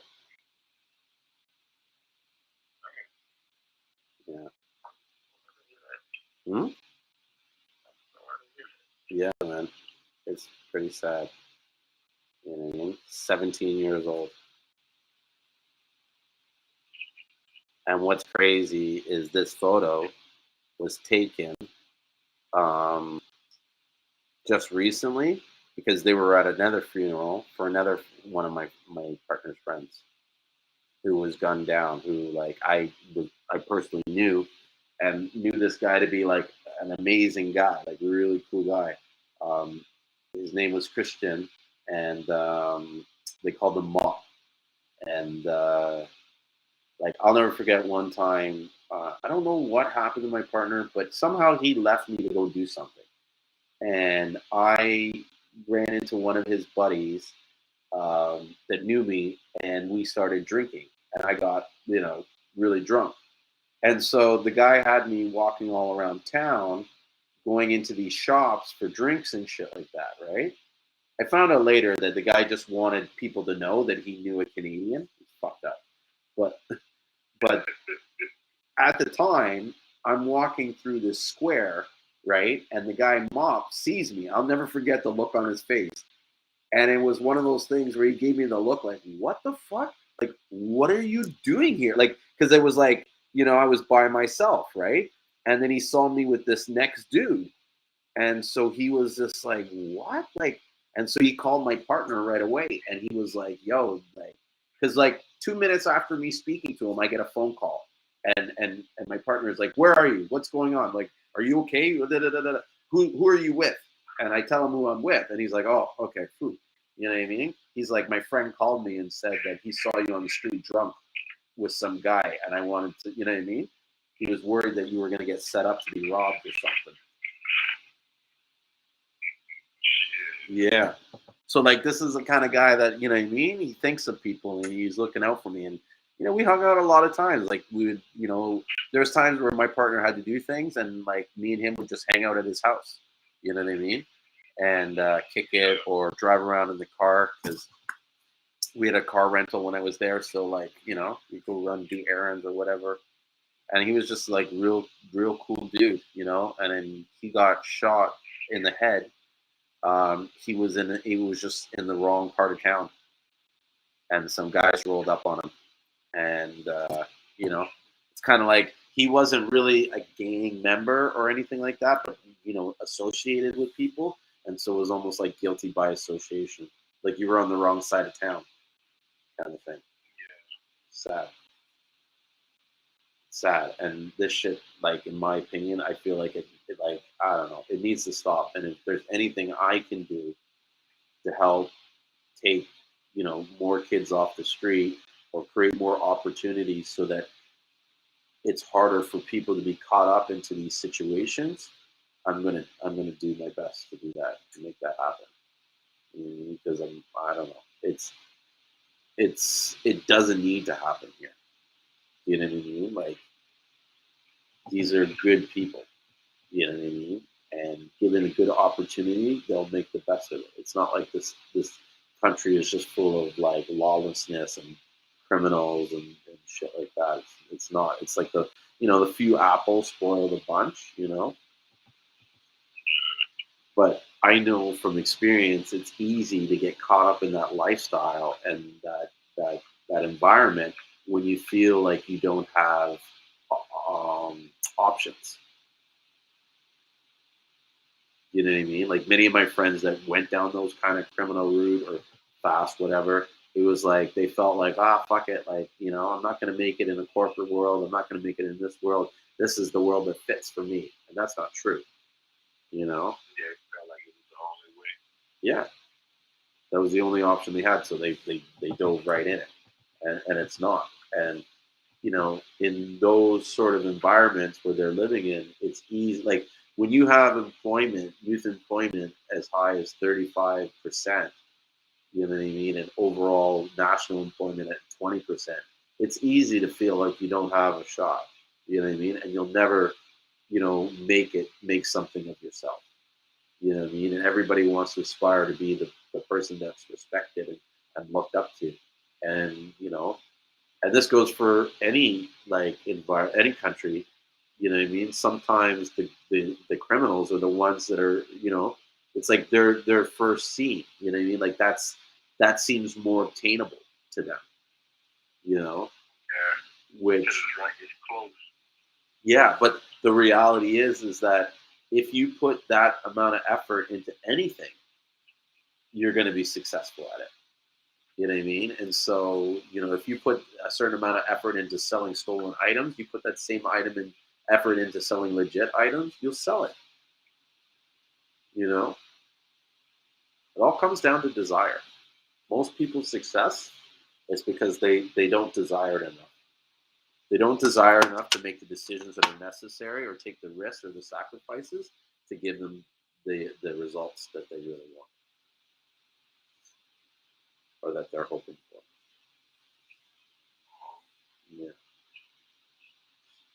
And that was one of my main things when I was talking to people, like in these kind of coaching calls. It was like, how much time are you really investing in your business? Do you know what I mean? Because me, I spend at least 3 to 4 hours, like consistently every day, trying to get business. Whether it's working on ads or it's working on messaging people, following up with people, um, whatever. There's some sort of prospecting going on during the day at all times, you know, and you have to treat it like a job where, like, every day you're putting in 5 hours, 6 hours a day. If you're not putting 6 hours a day consistently to your business, then there's your answer right there. You know, so boom. What are you doing? Huh? What are you doing? Oh, nothing. Just eating that piece of brownie, but yeah, like that's what I want. I want to put more time into a business at home than working for somebody, Mm-hmm. for a company, because you know you either working 8 hours, 12 hours with a company that you work for, you don't even put that much in on yourself. Mm-hmm. That's the number one thing I see a lot of people do, is that they'll put more effort into the job that they're doing for someone else than any job that they're doing. And I don't blame them in a sense, because part of the reason is they want to keep their job, so they're making sure that they put enough effort so that they don't go through the embarrassment of being fired, right? Because some people see that as embarrassment. I honestly feel like when someone fires me, they're doing me a favor.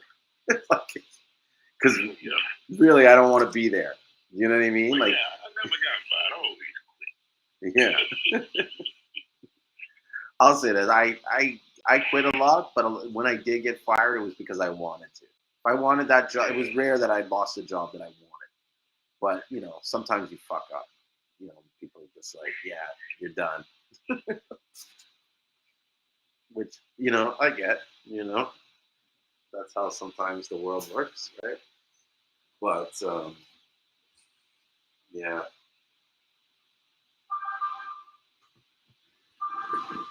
you have to put the time into the business. Well, what would you do? What kind of business would you do if you had a choice to do a business? Like, would it be Seamoss, or would you do something else? I would do that, but I don't think I'll focus too much on that. If I do, it'd be some, website or something where they're order I deliver it. Mm-hmm. Something in the city. But I wouldn't spend too much time on it, because most likely if I'm going to business like that, I would only want to start it like use my own product. Like in the aisle, you don't be fly. That's what I do if I did win. Mm-hmm. I'm only doing it because I want it for myself as well. But no, like I would definitely sell something on the internet, stuff over the internet. I don't want to say what I'm still working on those things. Sure. And I want to deal with, as far as like washing out the trailers and stuff, 18 wheels. See how much money is, in that. Yeah, that's actually a pretty good business. Being like almost like a mobile power washer. Yeah, exactly. That's what he's trying to do. So I can pull my truck and do that for a minute. Mm-hmm.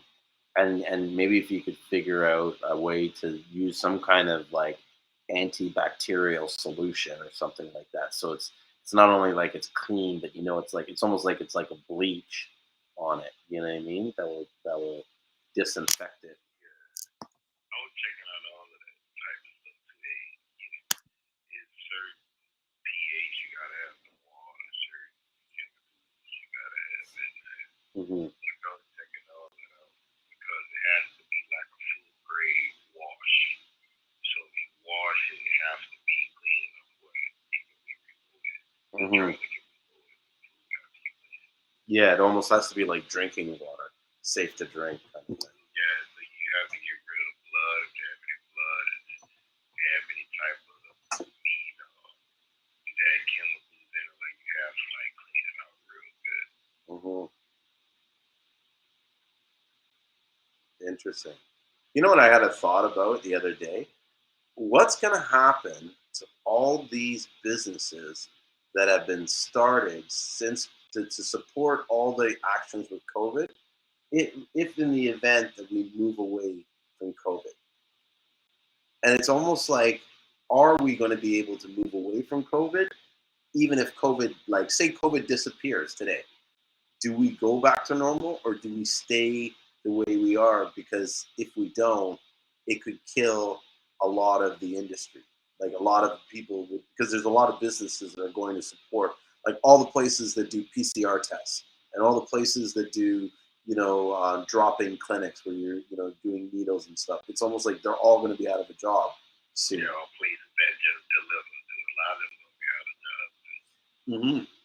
Yeah, and so it's like, what's going to happen? Because I do believe it's going to go back to normal.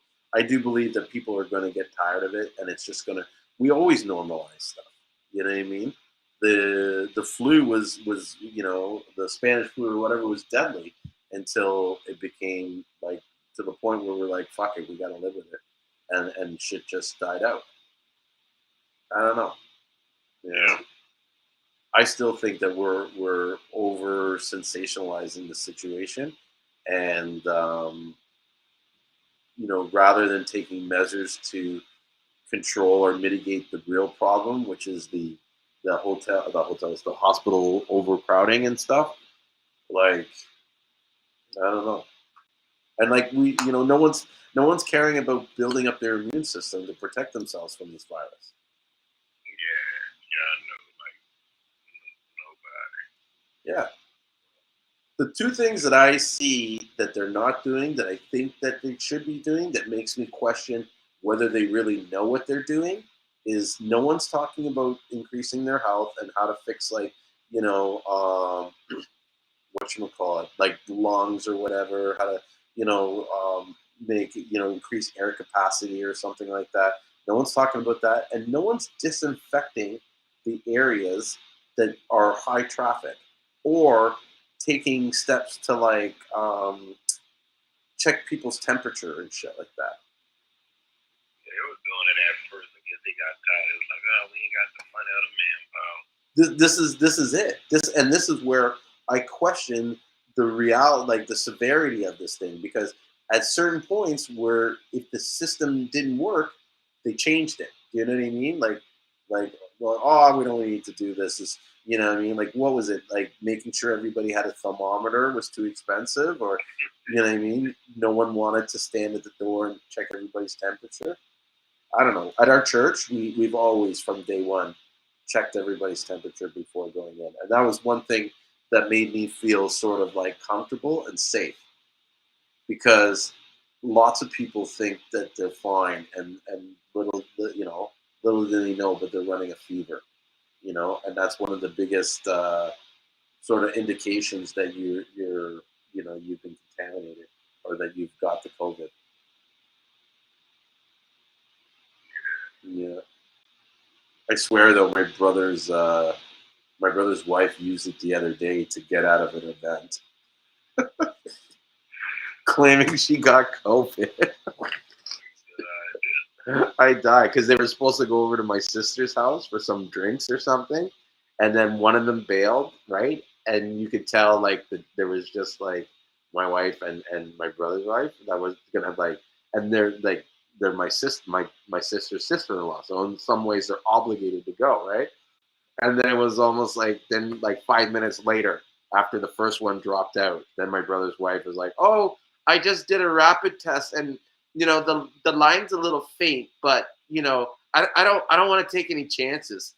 You don't want to come. Exactly. I'm tired. No, but that's the thing. She couldn't just say I don't want to come because my sister's a bitch, and my sister would be like, "What do you mean you don't want to come? You're coming. Come right now." You know what I mean? One of those kind of things. Like you have to make it a legitimate excuse, or else she's up your ass about it. So I found it funny. Like the second I saw it, I was like, "Yep, that's a scam right there." That you know what I mean? She just faked an injury. Uh, so how's it going with you, Maria? How's your week been? Not too bad. It's been a little bit quiet. Just doing like my online stuff, packing orders right now. Nice, nice. No That's snow, huh? hmm So, Has been any snow? no, the sun's been out lately actually. During the day. there's still snow on the ground. Don't listen to her. Yeah, there's still snow on the ground There's though. tons of snow everywhere.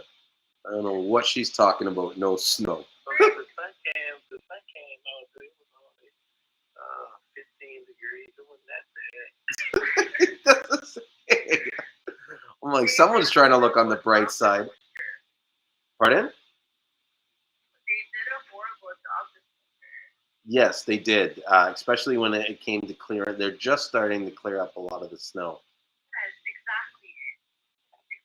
Whereas before, but I think part of it too, they probably thought that there was going to be another snowstorm possibly, and they don't want to clear it up when they don't. But there was a lot of sidewalks that weren't plowed like they normally are. There was people freaking out everywhere. Yeah, it was a shit show for the snow. Yeah. I mean, like I complain when it comes to these certain things because we do pay for these services, Yeah, and it's like I am pushing a stroller, and the sidewalk, like only one person can go through it. yeah. They barely even plow the certain sidewalks, which is crazy. And then there's neighborhoods, like in my neighborhood, the fucking streets are plowed, like they're plowed and the sidewalks are plowed within an hour. Like it's almost like they're working here nonstop because I'm like, I don't have to shovel my front yard. Like I shovel up to the sidewalk, and then I wait a couple hours, and the guy comes by with the machine, and just drives by and plows and salts it at the same time. So I guess that's what you get when you live in an all-white neighborhood. Oh, I thought they. I'm kidding. We don't live in an all-white neighborhood. I'm just fucking around. Because that's. No, Hmm? No, I don't. My next door neighbor's black. Yeah. Listen, that's how I know I'm blessed by God. Sorry, what were you gonna say, Yusuf? Yusuf?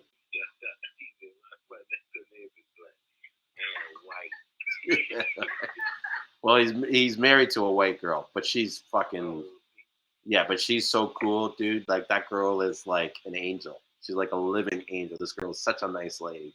Like I've never met someone nicer than her. And she does so much for the community and she's a principal and then the community that she works in or where her school is in a very like sort of rough kind of area and she like started all these like programs and stuff like that to get the kids into school and get them fed and stuff like that. The girl deserves an award.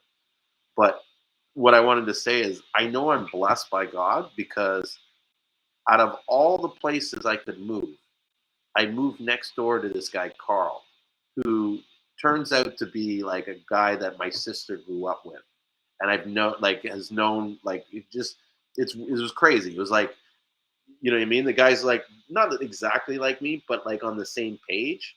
Like, you know what I mean? Like, I'm a very social, entertaining guy, right? Like, I throw parties and stuff like that. And his parties are bigger than mine. So when I was coming to this neighborhood, I was kind of like, oh God, what are the neighbors going to think when I start having people over? You know what I mean? And some of the neighbors are pretty harsh. Because I remember when I first moved here, we moved from a condo. And so we didn't have a rake. And it was in the fall. And I remember the neighbor knocking on my door and basically saying, here's a rake. Go rake your lawn. Yeah. Because I was like, what's this for? You know? And he was just kind of like, I don't know. I thought you could use it. It's like in my head, I was like, for what? You know? And then I look at the front lawn and it's like everybody's lawn's cleared and mine is just full of leaves. Which is fine.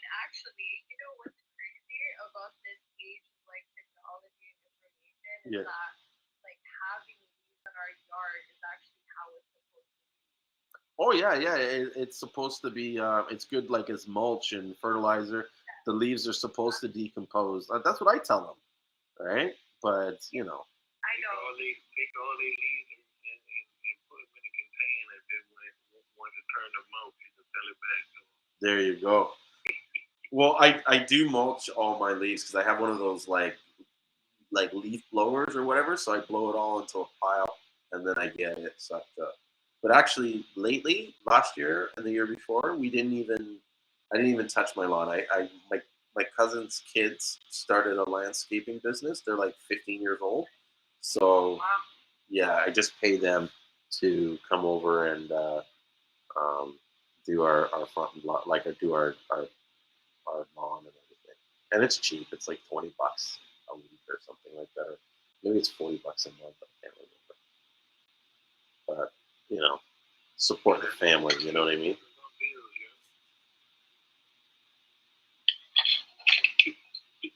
What? I said when you make that much money, you forget about bills. Yeah. You know what? I don't make that much money on Seamoss, but I do make a lot of money on real estate. Yeah. Just selling or renting. Selling. So we actually closed a lot of deals in the last 2 months. We sold approximately $4.8 million worth of real estate between December and thing. Or we bought or sold, right? Because we had some clients that bought. And so that's a lot of transactions in a 2-month period. So hopefully we can keep this going for the rest of the year. And, you know, but I like selling real estate. I love it. It's fun because you get really connected with the people that you're working with, and you're kind of helping guide them to a situation that's going to drastically change their lives, right? Like just recently, we sold 2 properties for this family, which was basically a son and his wife, right? Or a man and his wife, and then his father, who lived on his own. His wife passed away like 2 years ago, and they decided that they're going to sell their properties and then buy one big property and live in it together. And so it was like to watch them on this journey and go from, you know, this situation to where they're now living in this beautiful home. They picked out like the perfect home. These guys were blessed too, just how the transaction went and everything. And, you know, and in the end, they thought that they had a condo and a house, and they thought they could sell the house for about 600, 650. And they thought that if they could get maybe 950 to $1 million on the house, then they would be that, like that was sort of like their target numbers. That was the number that they're happy with. We ended up selling the house the condo for 715,000. Right, so we listed it at 499, and it went for 715, and then we listed the house for 799, and it sold for 1.175.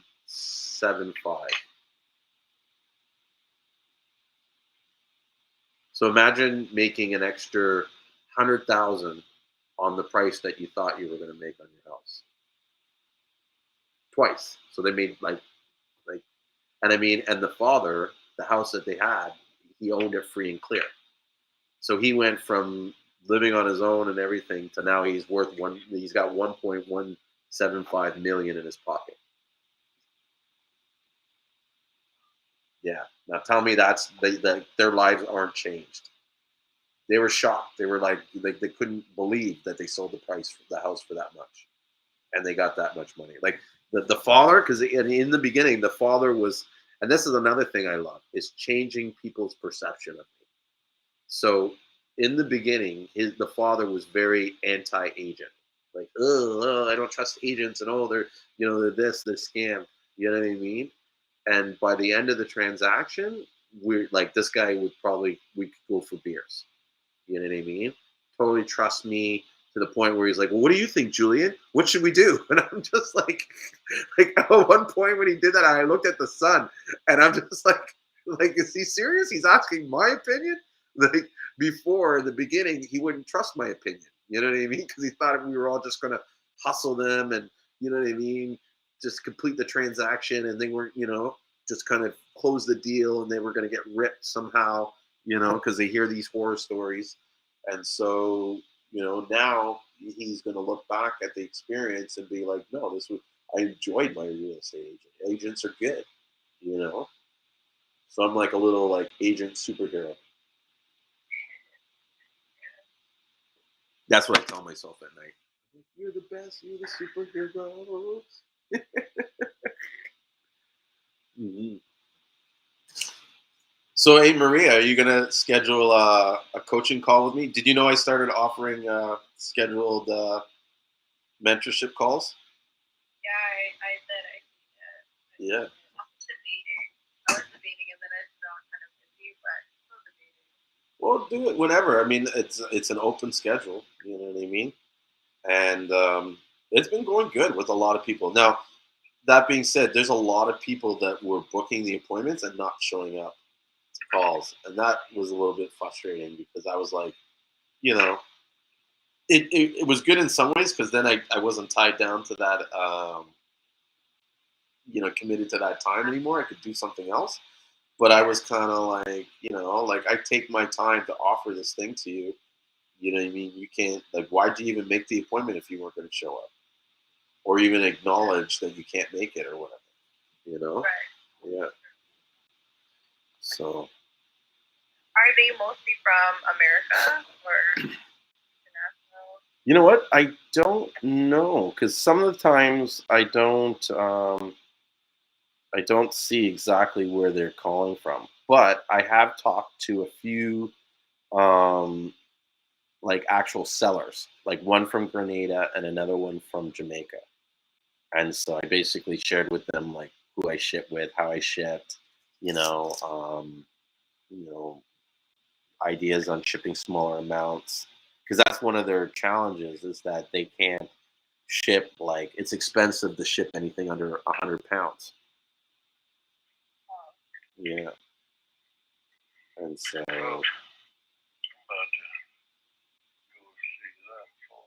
yeah, you sound like you're kind of knocking out. Fat man is sleeping on my doggone shit.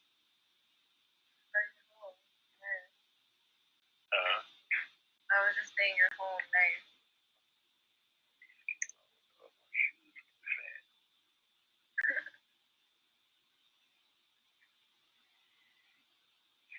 So, I'm looking at big booty Yeah, chicks. I'm about to let you next time you gonna be on? Wednesday. Okay. Yeah, Wednesday around the same time. All right. Good night, Viva. All right, good night.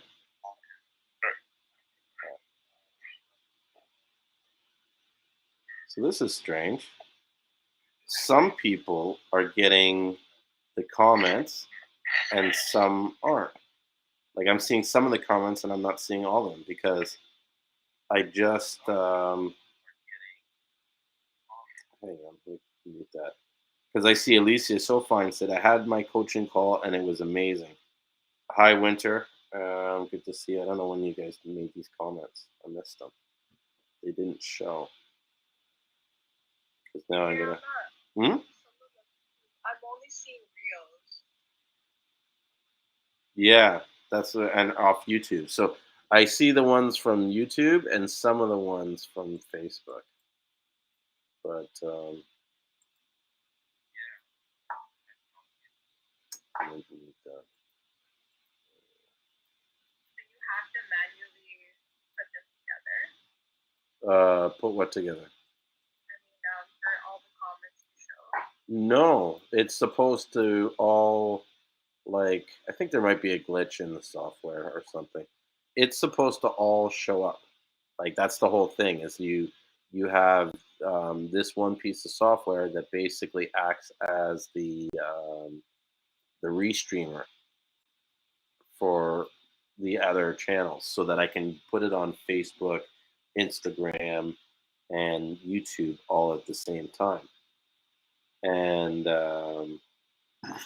normally I could see from all the rooms when someone's commenting, but it looks like, I'm not seeing it from all the rooms this time. Because I'm trying to also find the comment where Rio, well, there, you know what? Now that's why I can't find it, because he's on YouTube. Yeah. Where do I sign up, right? Yeah, where he's asking, because I'm going to post a link to sign up for the call. And yeah, I'm really enjoying the calls and talking with people and seeing where their challenges are.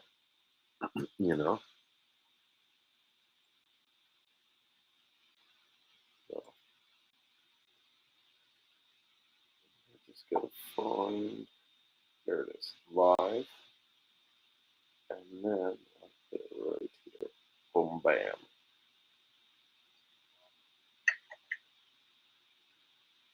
There.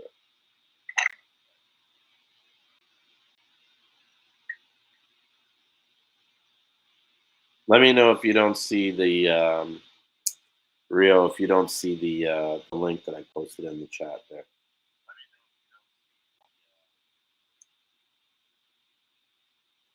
The link in the chat. Boom, bam. But yeah, I like I was talking about the discussions, and it was good. It was like, interesting to help these people create new ideas. And oh, it's not there for some reason. I need to fire restream. You know what it is too? I'm not using my regular computer, and so I think that might have an issue with it. I guess like part of the problem is that this version of Chrome that I'm using is probably outdated or something. I think that might have an issue with it. I guess like part of the problem. So, got that, and then paste. Oh shit! Went on the wrong. I need to do it from my phone. No, I'll send it in the link, because you know what? Other people will. Oh, I see what I'm gonna do. That's fine.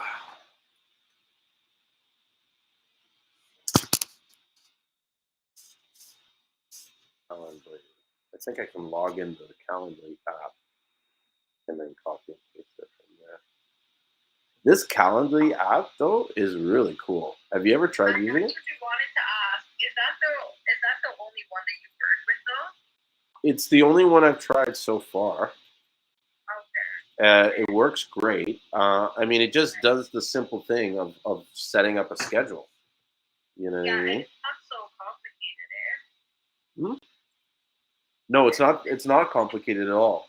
And I mean, there's a free version that's pretty simple to use. I mean, you only get one option, but like for the free version, you can only schedule like a 1 hour time, 30-minute time, or whatever. Whereas if you pay a few bucks, you can schedule like different types of packages that the person can sign up to. You can even charge for the packages, so that when you say you're offering a coaching call, you can charge like $30 for the call, and then the person pays up front for it. And yeah, and I've been thinking about, I mean, I've talked about it for a while, but I've been wanting to do some kind of either paid coaching service or some kind of like club that you join as a membership and you pay to get extra information, but all the money that is collected is used to fund some sort of like charity initiative in St. Lucia. Okay. Yeah, because I want to create more. Sorry, go ahead. So they would get pretty much like unlimited mentoring from you. Yeah, I mean, I never really sat down and figured out exactly how it would work. But say it's something like you either paid like $50 a month and you get to call me whenever you need to, or you paid like say $40 for to sit down with me for an hour to talk, you know, and that. But I don't know. I've bounced so many ideas. I'm even thinking about something where it's like you pay this fee and it's almost like a VIP club for us, and you pay a monthly fee or whatever, and that goes to the project, but then in return you get like 1 hour call a month with me, discount on the Seamoss that you're purchasing. I don't know, some kind of incentive to show, like, to incentivize you to join that monthly fee, but the money generated would be used to, like, do like meal kit programs, or to buy, like, say, a bunch of goggles for everybody on the beach, that kind of stuff. See if there's a way to get cheap wetsuits, that kind of shit. Mm-hmm. I know they invest in that. Pardon? Sorry for the noise. That's a. I know they would invest in that, and like people legit do not want to do the whole like trial and error thing in the beginning. So if people know that they can avoid that. Mm-hmm. Definitely. You know what it is too? I was talking to someone today about it, because I've been talking to a few people, even in my church, about them wanting to start other businesses. And doing your own business is hard, especially when you're in it on your own and you don't have like a partner or someone else to rely on. And sometimes you just need someone to tell you it's okay to go down that path. There is going to be a light at the tunnel, and no, you're not going to kill yourself if you go that. You know what I mean? Like, everybody's afraid to make a decision because they don't know what the result's going to be. Yeah, and like their mind has already been like racing through like different. Oh, like, should I do this? Should I not? Should I do this? Or should I not? Type of thing. Mm-hmm. And yeah, and that's the thing. You don't know what you should do. No one knows what you should do or what they should do. You just try it, and then you see if it works. And if it doesn't, you have a plan to get out of it if it doesn't work. Like, you shouldn't be going into doing something without having an exit strategy. Like, this is what I'm going to do if I can't, work this out, or that, this isn't going to happen, blah, blah, blah, So, and then as long as you don't do anything that is catastrophically going to destroy your business, it's okay to make a few mistakes. They're just like temporary setbacks. You know what I mean? You will recover from them. And if you get into the habit of taking risks and recovering from those risks, you're better off than someone who doesn't take any risks, and therefore doesn't know how to recover from a risk, so that when something does bad happen to them, it usually wipes them out. Like, by you not taking risks and learning how to fix those mistakes, you're actually leaving yourself vulnerable.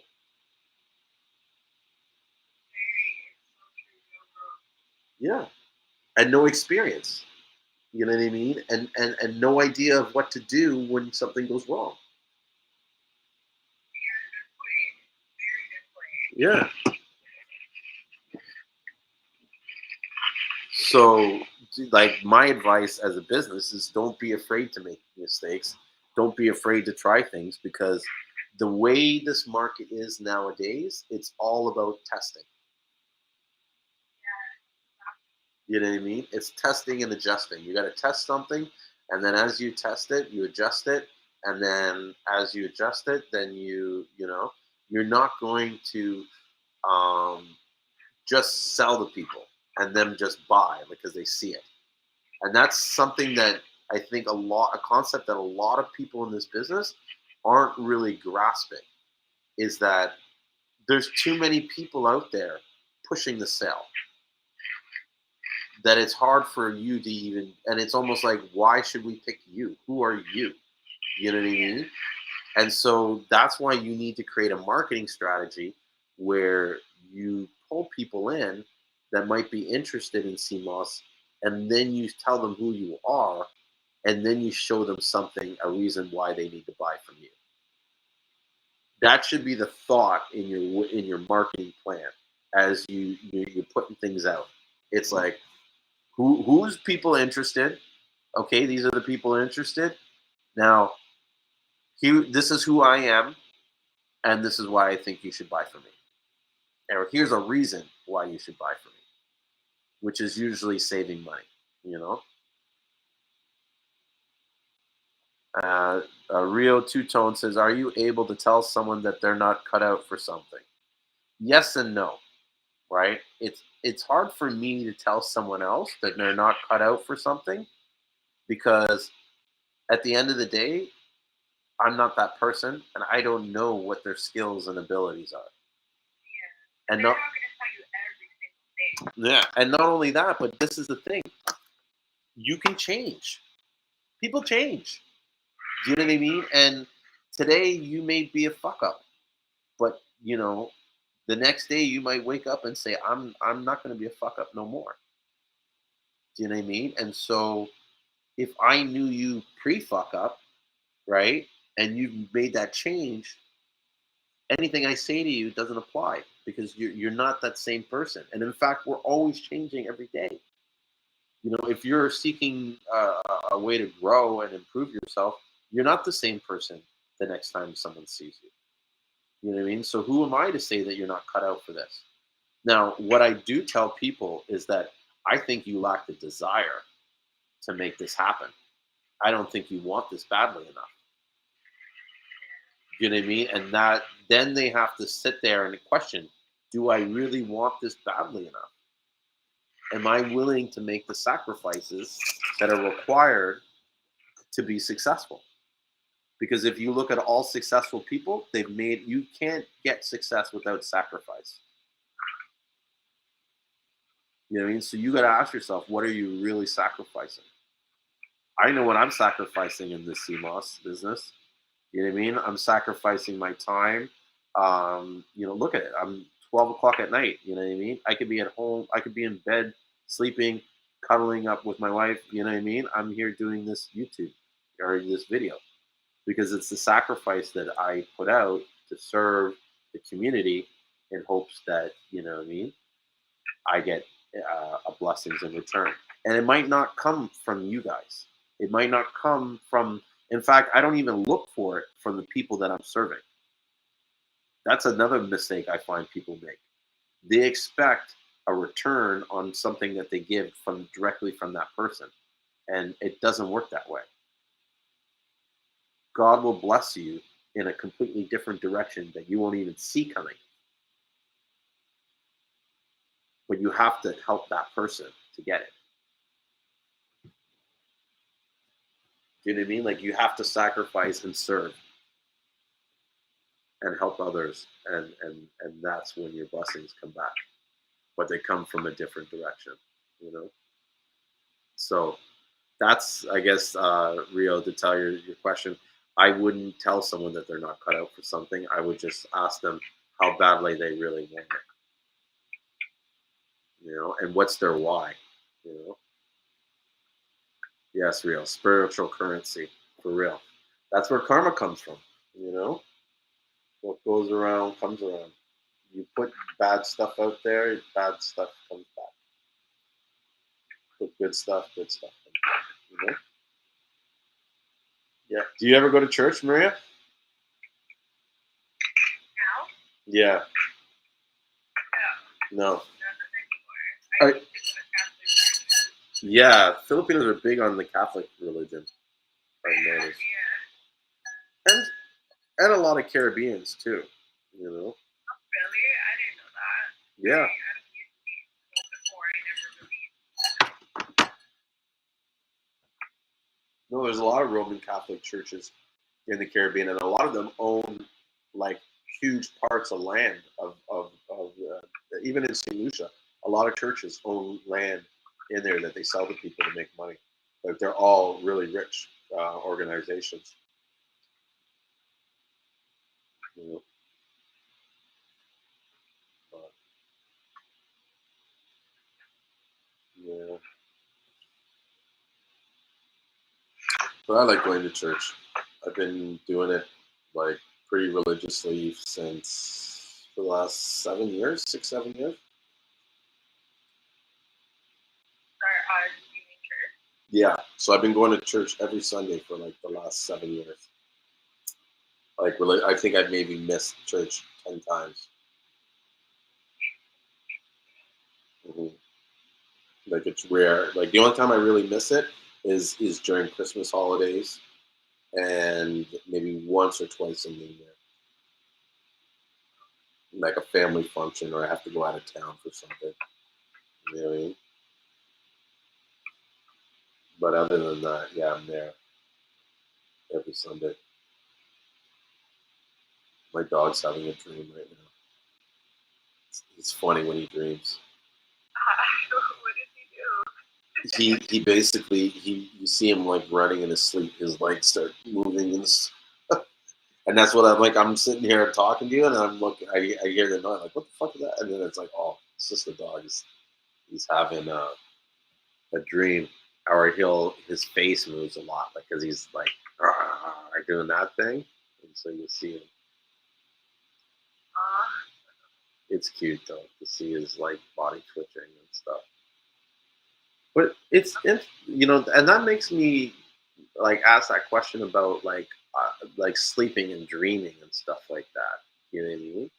Like I wonder what's going through his head right now. Like is he running through a forest and just you know what I mean? That'd be crazy. Have you ever heard of rhythmic breathing or what are they called? Breath work. Yeah, I really want to get into it. Let me know when you're ready. I'll put you in touch with my friend. She's really good. I've done like 2 sessions already, and I'm already thinking about when I'm hoping she's going to do another one first soon. But I might even pay for it because the last couple times I got a complimentary. But what you call it? Yeah, I'm going to see if I can get an extra one. But I wouldn't say I got a complimentary. I'm kind of like her sponsor. Like I sponsor her podcast show, and so I guess she's just like, I want you to try it and tell me what you think.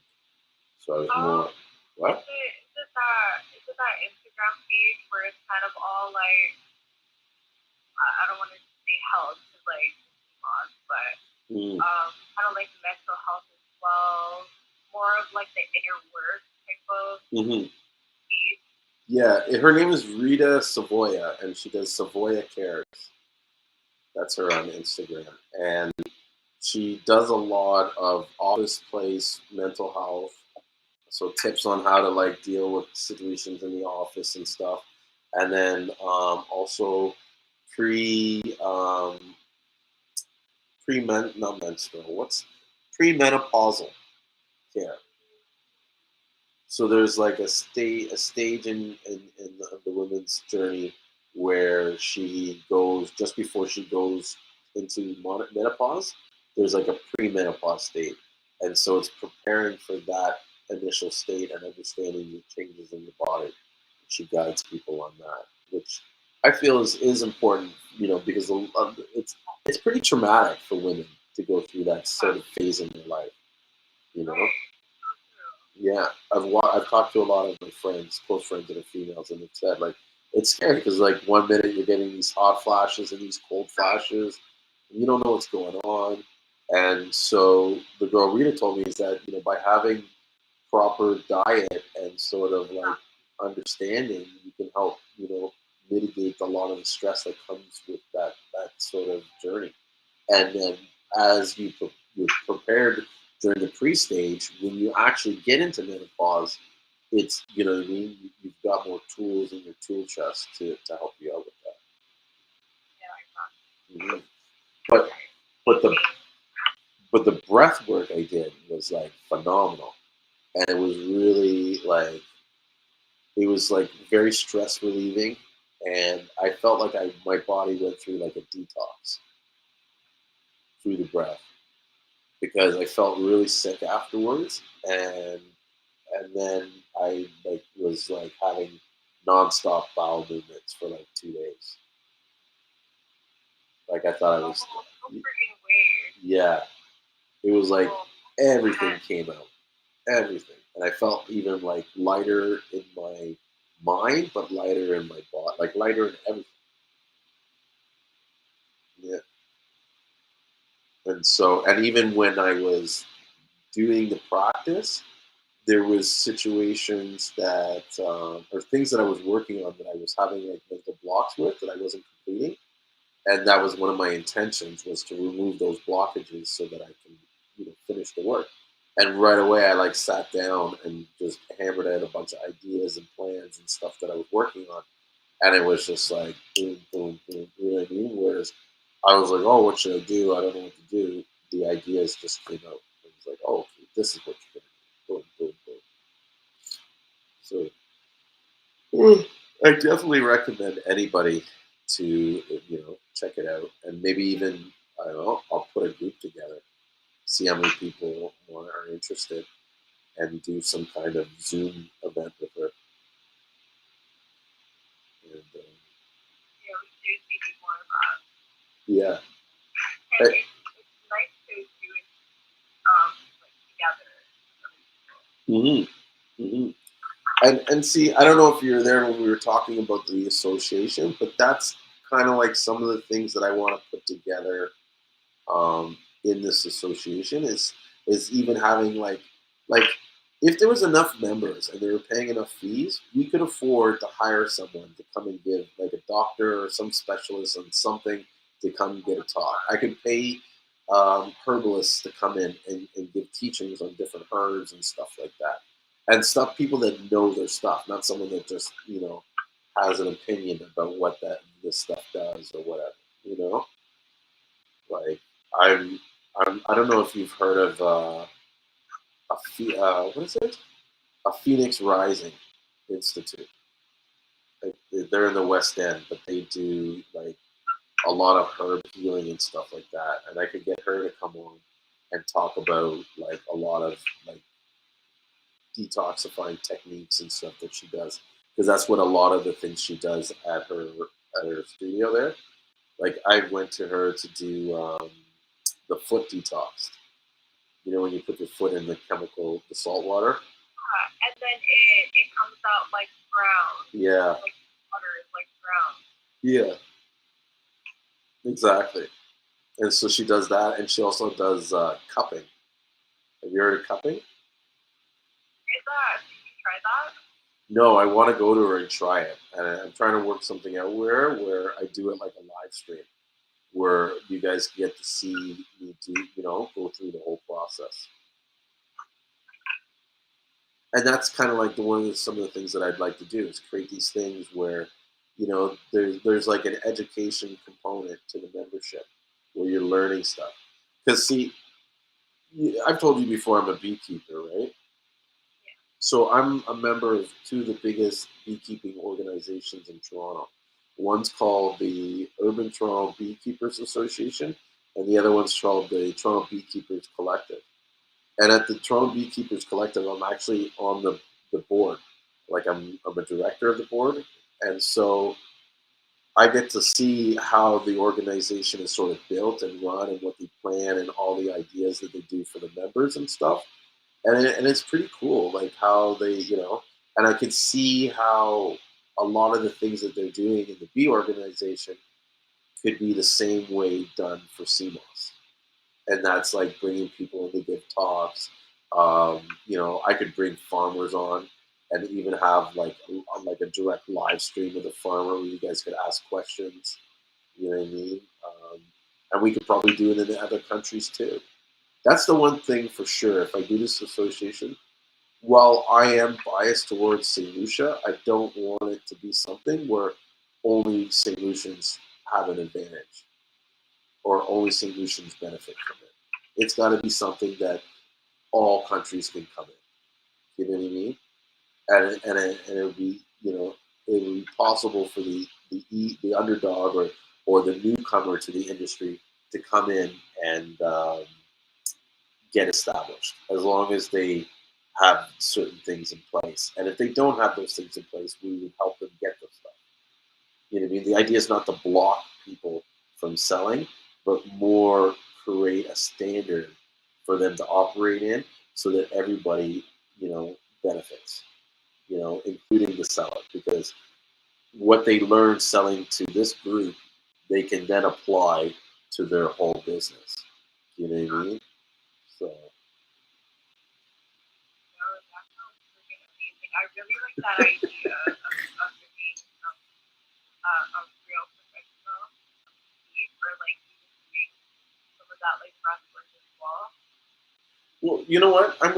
Maybe what I'll see is what Rita's doing for next Wednesday, and I'll bring her in and come and talk about breathwork and stuff. And then I'll plan something with the other girl, Dr. Tessa. I think her name's Tesla, um, Dr. Tisa, and get her. She's from the Phoenix Rising Institute. Get her to come in, and what I mean, just even if it's for the first hour, you know what I mean. And because I don't know if they'll do 12:30 a.m. Yeah. Hey, why don't you go on IG Live too? You know what? I would, but I need to get my. I need to get another app, and that's the thing. I asked my daughter for the iPad back, but she hasn't given it to me. And because I'm doing the Clubhouse on the phone, so I can't have Clubhouse and IG on the same um, device. Right. Yeah, so I'll have to get. But it's funny you bring that up because I miss doing the Instagram, and there was a lot of people that watched it. I'm sure they're kind of like, "What happened to Julian?" You know. I dissed her. I dissed IG for. I dropped IG for Facebook, and so. What a boundary. I know, right? Like, what was I thinking? But there's a lot of people. I'm joking. There's a lot of people on Facebook. Look, we built the group up to 7,000. I'm shocked. Like 7,700. 2 years? Wow. Like, Oh, that thing hasn't been for 2 years. That grew in a year. Yeah, because I started it last December. Yeah, so it's been about a year, and it's probably grown the most in the last few months, where it's kind of like every week it's 100 people or couple hundred people that have been joined. But I also think there's a lot of bots, and so I've been thinking about changing the membership sign up and having it so that you have to answer a few questions about just to verify that you're a human being. It seems like I'm blocking like at least 15 bots a day, if not more. And so that's too much time. Another idea I thought about is maybe instituting some kind of post approval for the first, like, say you're a new member for the first couple of posts, then you have to, you're under certain restrictions, and then you can post freely after a certain time. Yeah, or even just controlling all the posts, because sometimes people post some fucked up shit. Like I delete, not a lot, but I've deleted a few posts where I'm just like, this has nothing to do with Seamoss. Like nothing. Yeah. Like I'll let some things slide if it's kind of within the range of health. But if you're going and posting and advertising some party on the weekend, that's delete. oh, no way. Yeah. And they do that, or they'll post just random weird stuff. Yeah, because it's public. Because I know you can get like the post to be like pending, you know, so whatever like that. Why don't you get another mod to like help you out? Yeah, I've been thinking about that. There's a guy in Moss King. He's been really kind of not pushing me, but recommending that we get some changes, and I agree with him, right, fully. It's just my problem is, okay, how do I implement it? And so, like you said, he brought up just have a couple mods and stuff like that. And but in some ways, maybe I'm just biased because it's my group, but I don't see anything wrong with the group. You know? Yeah, I totally feel you. Like, I feel like, yeah, like what you just said now, like there's nothing wrong with it, but then like maybe like touch it up a bit because it really is growing, and like I can totally see it like really, really like growing even much more. Mm-hmm. Eventually, you might have to like do all that anyway. Yeah. I don't know. I have to think about it. I have to get on it though, because actually I don't really. Because at the end of the day, if someone were to come and do it, and if they were to do it exactly how I would probably do it, then I would just get behind them and support them. You know what I mean? Oh, Rio brought up a good what about like the Discord? Discord is really great. Yeah, I know nothing about Discord. So what would you use Discord for? So okay. Move the group to Discord? Sorry? You would move the group to Discord? Is that what are you suggesting? So Discord is more of like I would put it like a chat, let's say. Mm-hmm. And you can post anything you want. You know, we can talk to each other anytime. I believe it's invite only, so someone does have to give you the link to Discord. But a lot of people are on Discord. A lot of people that are in the crypto game. A lot of people that are so like people from Clubhouse are doing the whole Discord thing. Mm-hmm. Very interactive, you know, and I'm sure that like people would want to interact with like-minded people. I think that would be really great. Okay, I'm gonna look into that. I've used Discord before, but I've never ran a Discord. Like, I guess they call it a Discord server or whatever. And so that's where I'm like kind of like a newbie. You know what I mean? Because I've gone on the site, listened to them. I know it's kind of like a chat room.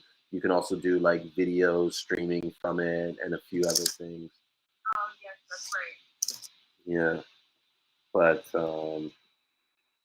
yeah, I'd have to learn more about what its full capabilities are and stuff like that. And I'll probably do that, and maybe I will, because I think there isn't even like a room, how do you say it? Not a room, but there's a subset of group of people that are very serious about CMOS and about pushing their CMOS game, and it might be a, like something where this is sort of like, the CMOS VIPs. I don't want to say VIPs, but like this for the CMOS diehards, you know what I mean? That are really serious about, learning their game and upping it and are open to hear other ideas and people's opinions and stuff like that, you know? Right. Very open and very going up like a post all the time as well. Yeah, On Facebook. exactly. Oh my gosh. What? Like 11 balls.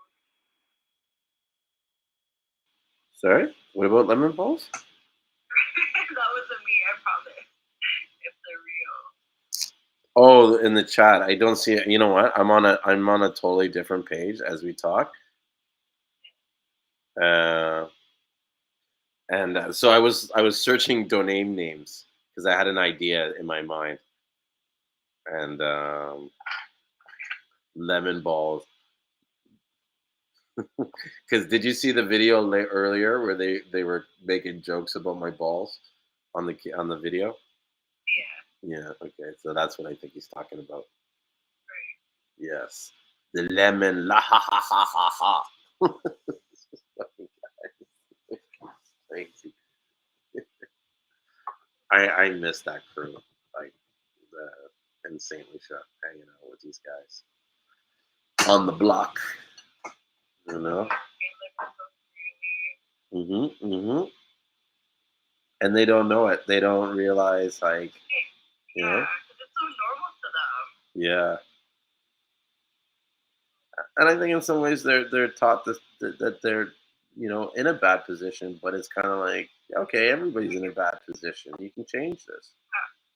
That's why I don't like seeing the term third world country. I know, and really, like this, like people say that, like, oh, it's a third world country, but it's really not. Like they've they got high speed, they got fucking cable TV, they got what I mean, a lot of stuff. You know what I mean?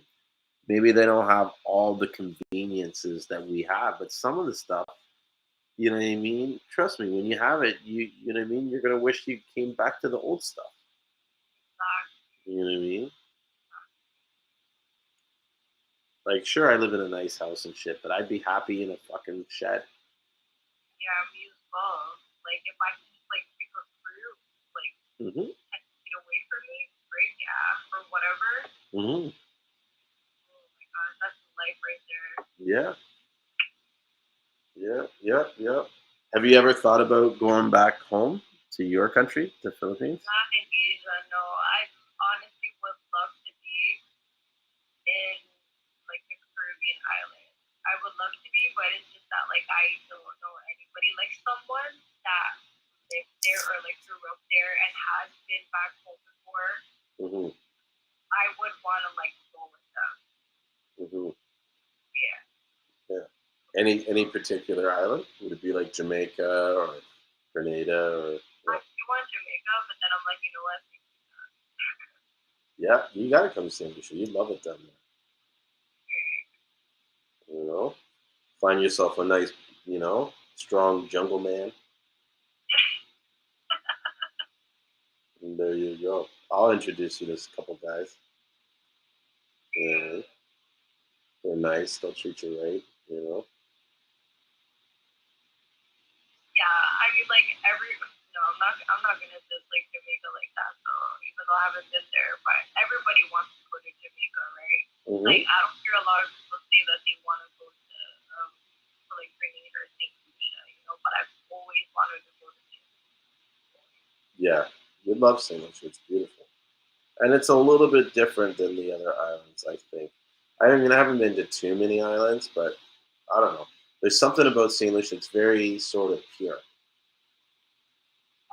Yeah, very unspoiled. Like there's not a lot of infrastructure. There's not a lot of big buildings. There's not a lot. You know what I mean? Like some of these other countries you go to, it's like their cities are like metropolises, where it's not like that so much there. You know, and they do have a real simple life. There's only like 90,000 people on the whole island.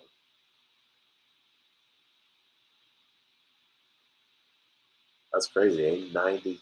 So there's more people in the beaches area than there is on that whole island. Oh wow, that's crazy. Yeah, I think it's 90,000. Let me double check before I fucking someone corrects me and goes, "You're wrong, Julian. You don't know what you're talking about." Yeah, that's pretty good for now. That's English population. There it is. St. Lucian population 2021. So I'm wrong. It's 184,400 people. That's like the size of Cambridge or something like that.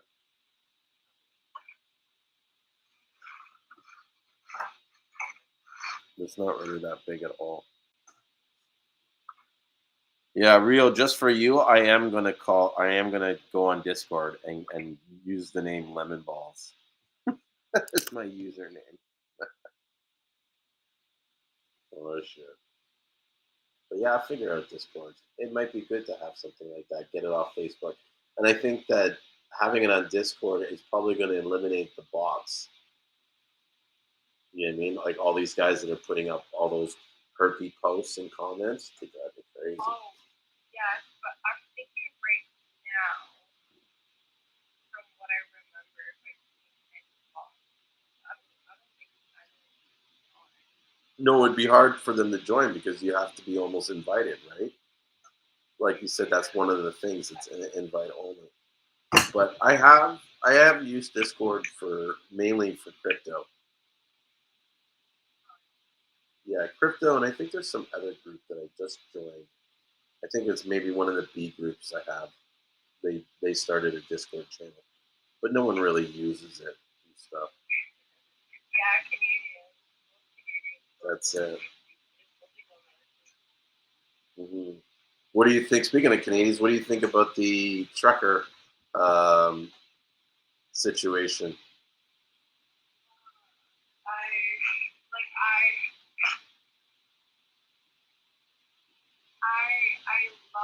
I love the spirit of like how everyone is like actually coming together, Mm-hmm. right?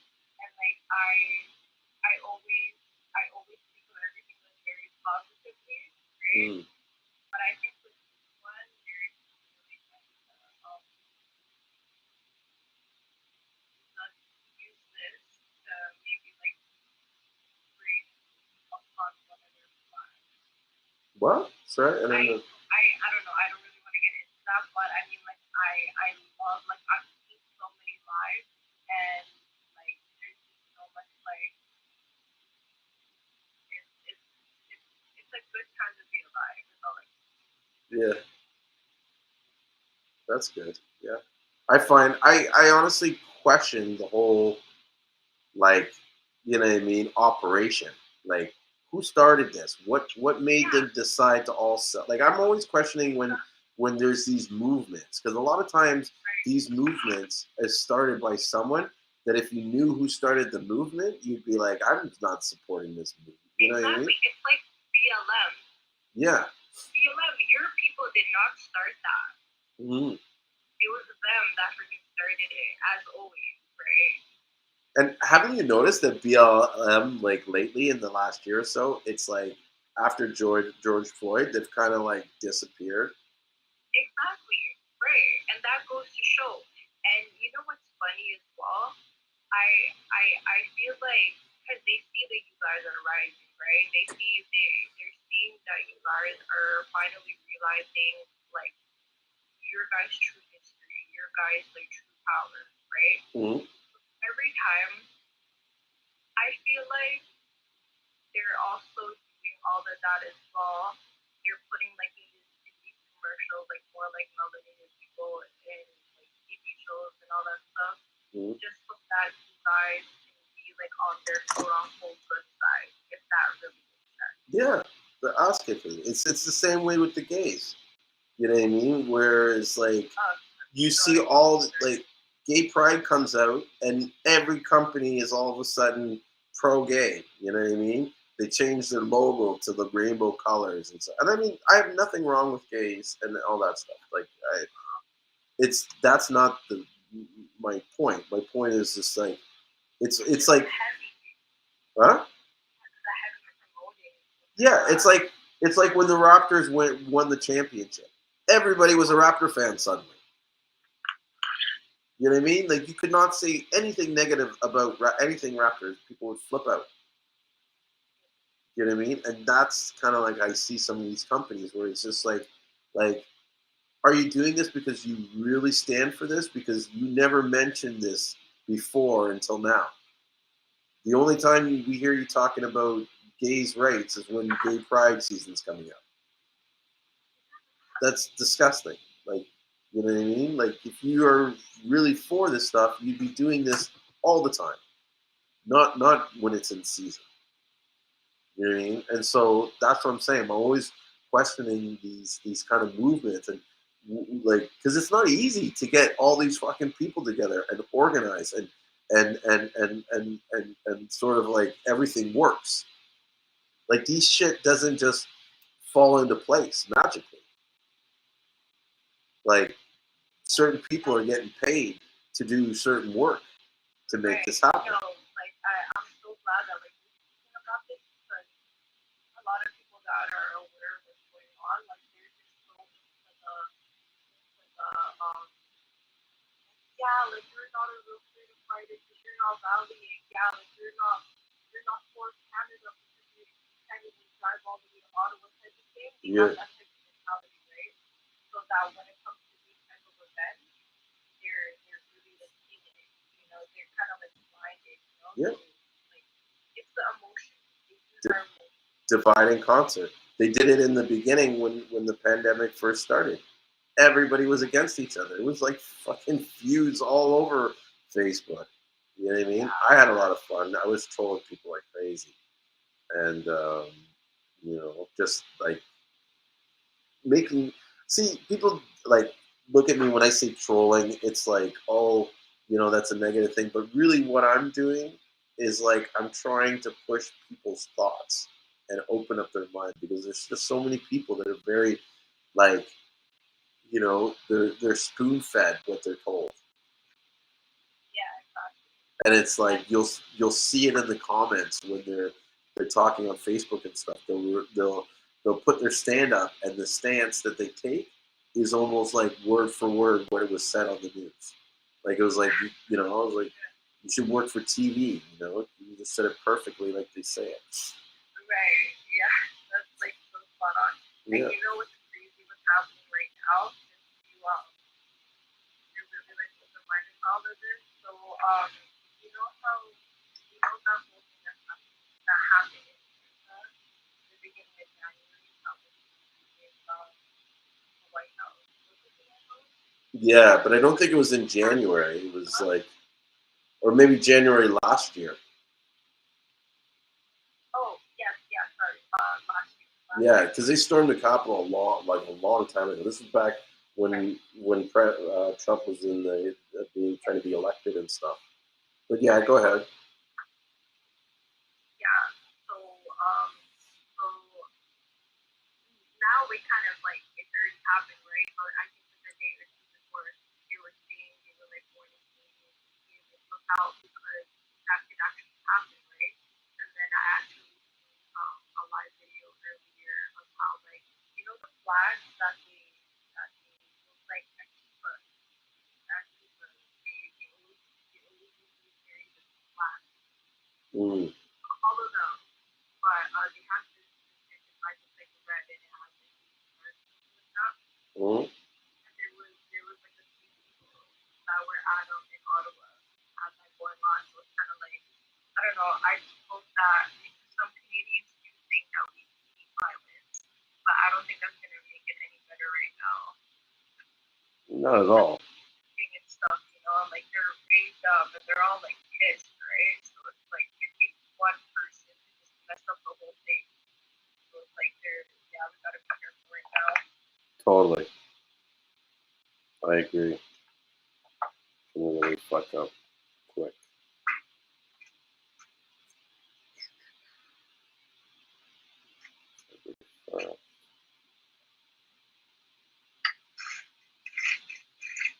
Just looking at all my stats. Fuck, I got a lot of orders to do.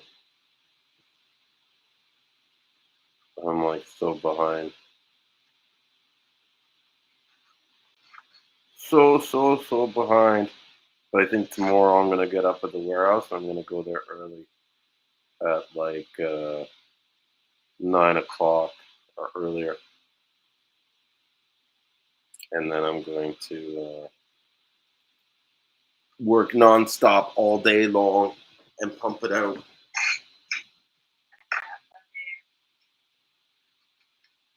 Yeah, pump out all my orders and get them done. Just sucks because I'm waiting on a new shipment of Seamoss, and so I know that there's some really good purple in that Seamoss and stuff like that, like in that order. Is it only purple? No, I'm getting purple, gold, some full spectrum, and green. But we've been buying up a lot of purple because purple is going to start running. The price of purple is going up for sure. Yeah, because a lot of the bigger suppliers have already started going around and purchasing all the available purple.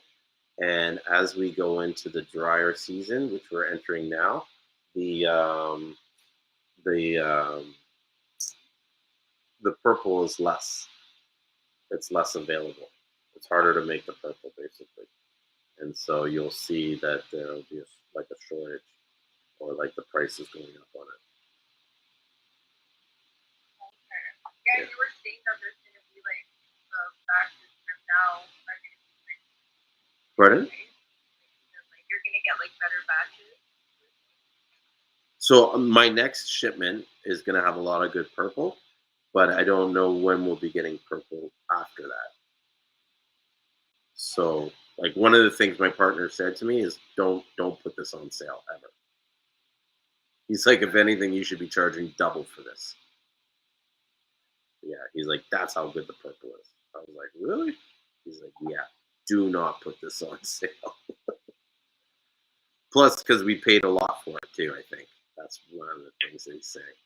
Because that's, I was talking to someone about that because they're trying to ask me, oh, what's your cost per pound, or what's your bottom line? And it's like, I don't know. It's hard to say because every day we're buying new Seamoss, and for the most part, we're not setting the prices. Yeah. I think the only sort of rule that we have, and I don't even think we really apply too much, is our rule is we'll buy from the cheapest people first. So we don't tell you your price. Sometimes I think we'll say, well, for this quality, we're only willing to pay this much, right?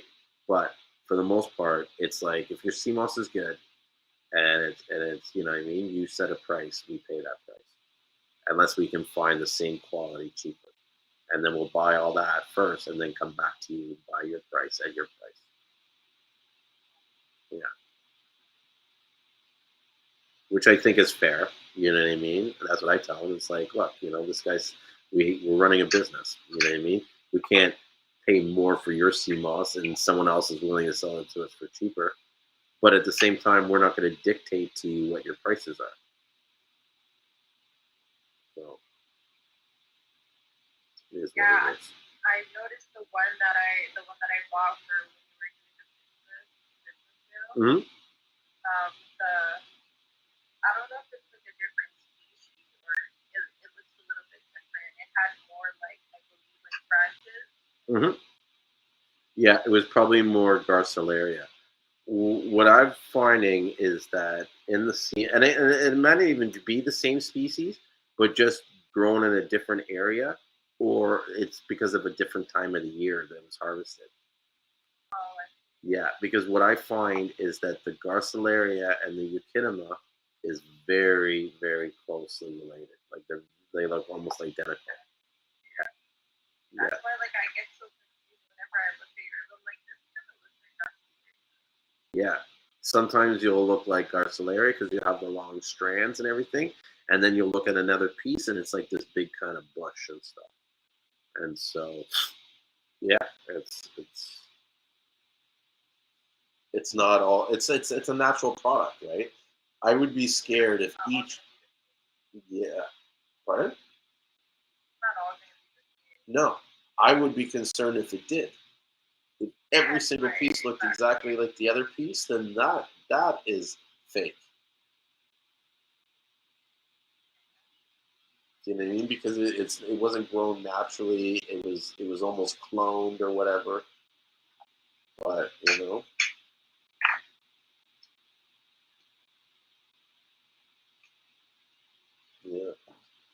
So, are you planning to do any advertising soon? Yeah, I was thinking about that. I like to do it. I usually like to do it in January, Mm-hmm. or like try to do it in January. Maybe March. I think I'm gonna do it in March. With I might just do it. I'm not too sure what I'm gonna do. Well, I haven't done one for a long while. Mm-hmm. I do enjoy it. But I think I'm gonna go with that. Yeah, it's interesting that you said that about gonna see how. I'm gonna see how did that person get 600. Sorry, I'm logging into my Google account and I see this thing where they're like, "We'll give you $600 in free ag credit when you spend $600. Click start now to redeem that." Like I just spent that much money. Sucks. What are you on Shopify? Like, where are you seeing that? No, I'm seeing that on the ads Google.com, like on their Google AdWords thing. That's pretty crazy. I don't think they've ever done one like that. Or I don't know if they do that towards certain customers. Yeah, I think I think because I already opened an account, I'm gonna call them tomorrow and say, look, I'm spending a lot of money and I need some help. I want you to give me this deal because I didn't get a chance to take advantage of it sooner. Fuck this. Yeah, it's not right. But getting back to what I was saying, I haven't been doing any Facebook ads, but I have been doing the Google AdWords. And I've been noticing good results from it. And it's been pretty affordable. I'm just pulling it in up now just to see what my cost per engagement is. All right. And so today's the 31st. What was yesterday?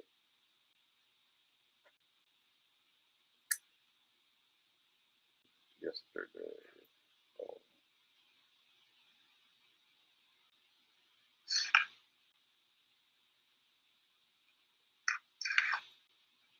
So yesterday my conversion was actually pretty expensive.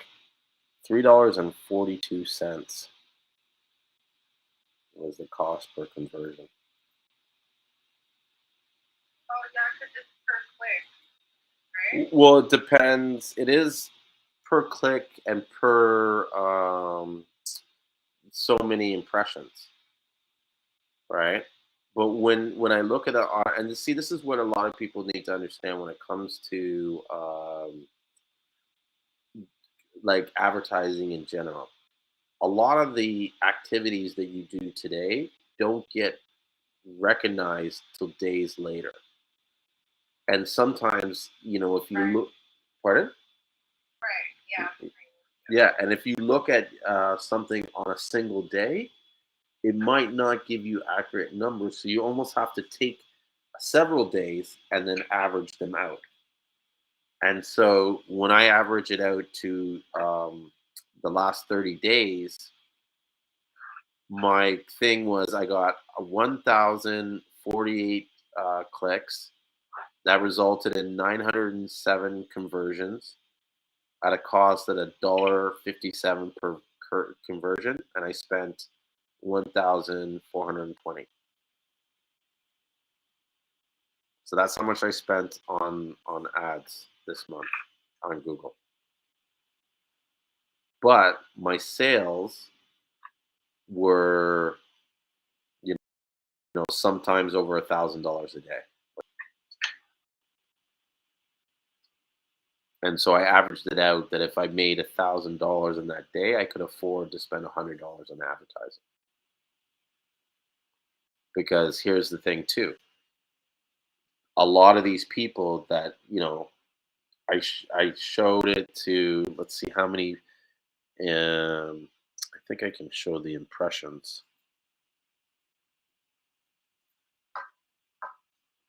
I think I have to go in more details. Yeah, impressions. So on one ad, the major ad that I got a lot of these clicks, it did 27,600 impressions. So that was the amount of times over the month that my link was shown to people. Sometimes those people don't click the link, but they see the name. You know what I mean? Sometimes they click the link and they go on there, but they don't make a purchase right away, but they come back. You know what I mean? And so you almost have to be prepared to throw a lot of money at something without seeing the full results. So, for example, you've seen how I spent that much money on advertising, I might not fully see the return on that advertising for another 3 months because the people take time from when they first saw my site in January. They might not be ready to buy till March or even February. So you have to, yeah, so you have to keep pushing that advertising because it's almost like pushing a rock. It's slow to get it going, but once you get the rock going, it's like you could eventually push it with one hand. And so the idea is that over time, I may have to pay less for advertising or advertise less once I get that momentum going and I have that ball. Or I could get the momentum going enough where the amount of sales that are coming in, I can easily spend that much money on the advertising without worrying about how much I'm spending. Yes, Rio, with the momentum. That's exactly what I mean. Like once you get that momentum going, you just ride off it. And so with a lot of people, I think that's one of the sort of like fears that they have or challenges is that they run the ad and they're like, oh, I didn't get any sales. I'm gonna stop. It's a waste of money. But like it may not be the ad, so to speak, but the fact that you didn't run the ad long enough to make it of value over time. Running it 2-3 days is going to be expensive, but running it over 30 days might not be as expensive. You know what I mean? The cost per lead, because you're averaging it out over all that time. If that makes sense. Yeah, it does. Ooh. And I also like how you can have like 2 ads. They give you an option. Yeah, I actually have, I think, 7 ads in one of them. Yeah, in Google AdWords, you can put on one campaign, you could put tons of different ads. And what I think is good is to do that so that you are showing more creative. You know what I mean? And it's you're almost casting like a wider net because I'm attracted to things. Like what attracts me is different than what might attract you. And so yeah, I might read a headline and be okay. I'm ready to go. Whereas you could read that same headline and you're like, I don't want to bother, right? And vice versa. And so it's in the advertising game, you want to try and push as many different, at least in this day and age, different options and test it. Yeah. Test what people say, and do a low. Like I think my budget right now, I set it at like $100 a day, but you could do it as low as $20,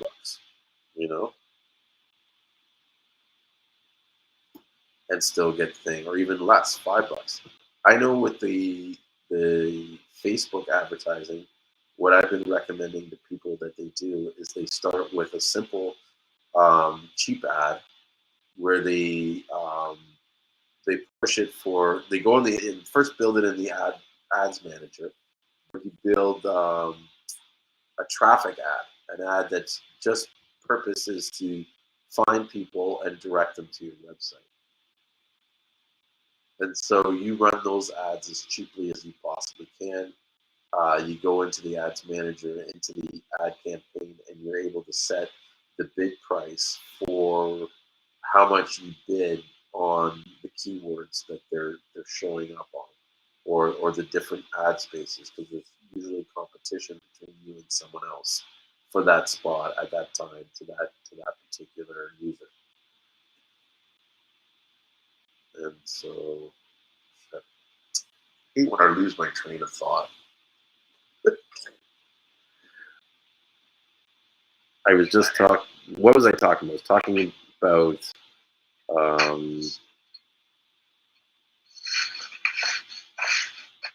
Help me out, Maria. Remind me for a second, because I was like, when you think about 2 or 3 things at the same time, and then you forget what you were kind of talking about. That just happened to me. I fucking hate it. And then usually, I think it's because I'm getting tired. That's what happens. I just get into a run-off thought.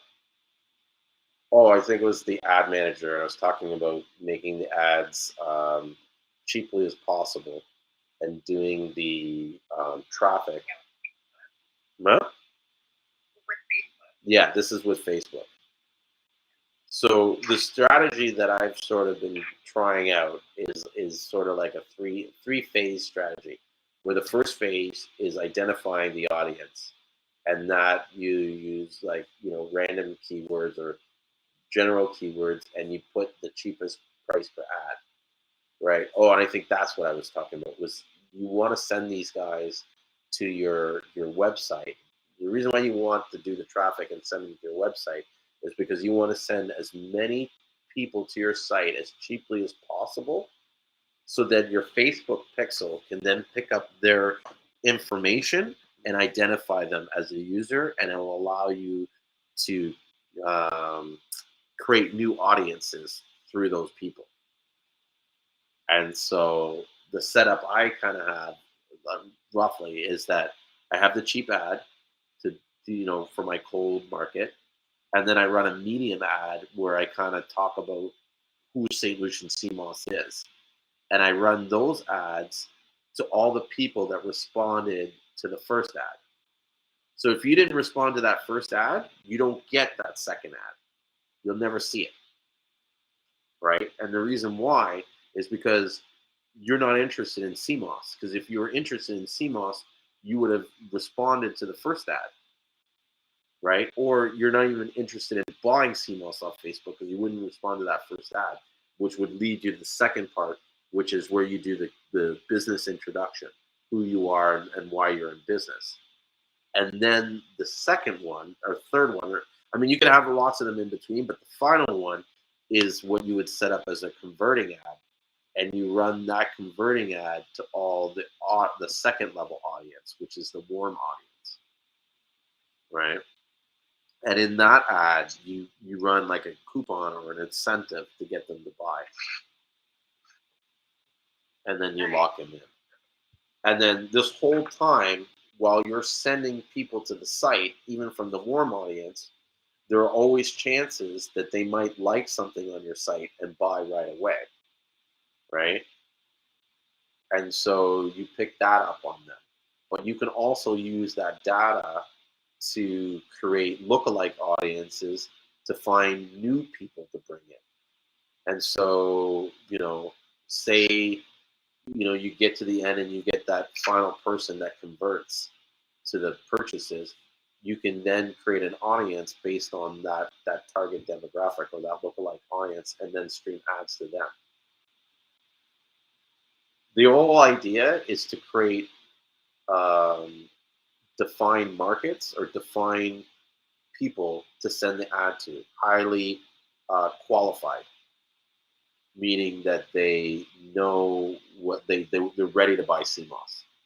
And so that helps eliminate your ad spend, so that you're just not throwing out random ads to just anybody who might not be interested in your Seamoss. It's like paying for like a billboard.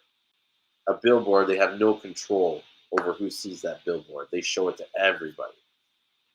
Whereas you want to do something where you're almost giving that particular person an invitation, and it's like signal to signal, you know what I mean? Or it's defined to a group. Less invites needed. Yeah. Right. So yeah, that's my Facebook marketing strategy. Feel free to like copy or expand on it. You know what I mean? That's fine. But I also recommend everybody to watch videos on YouTube for creating audiences and retarget audiences. Yeah, Shopify has really good content like that too, like on the blog or like what is it? Yeah, they have a good learning program. I know. A lot of people I don't spend enough time on Shopify and these other back-end stuff to learn all the features and all the advantages that they can have by using that platform. And so, yeah, I do recommend like you go and watch those videos and the learning programs and stuff like that. Even Klaviyo has good videos on how to utilize their product to get more business. So, What is that again? Klaviyo? Klaviyo is a customer relationship manager.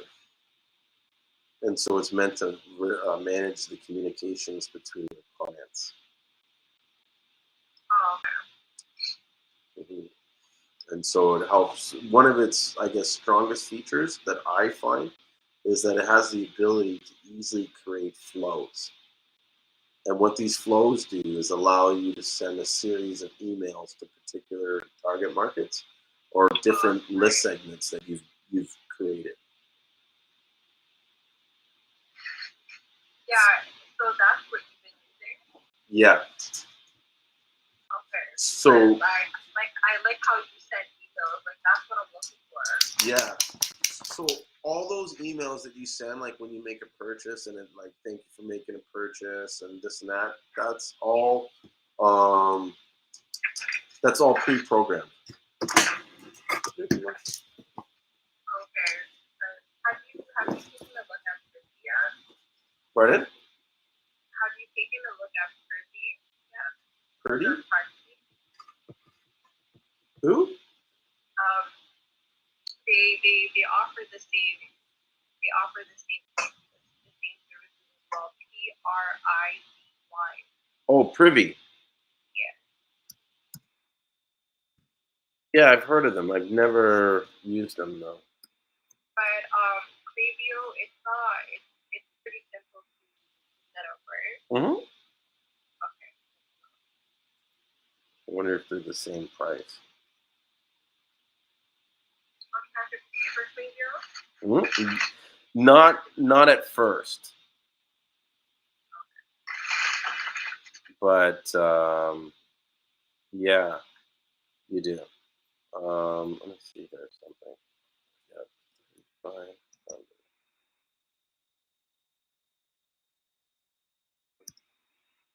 Just calculating what the cost would be using Preview.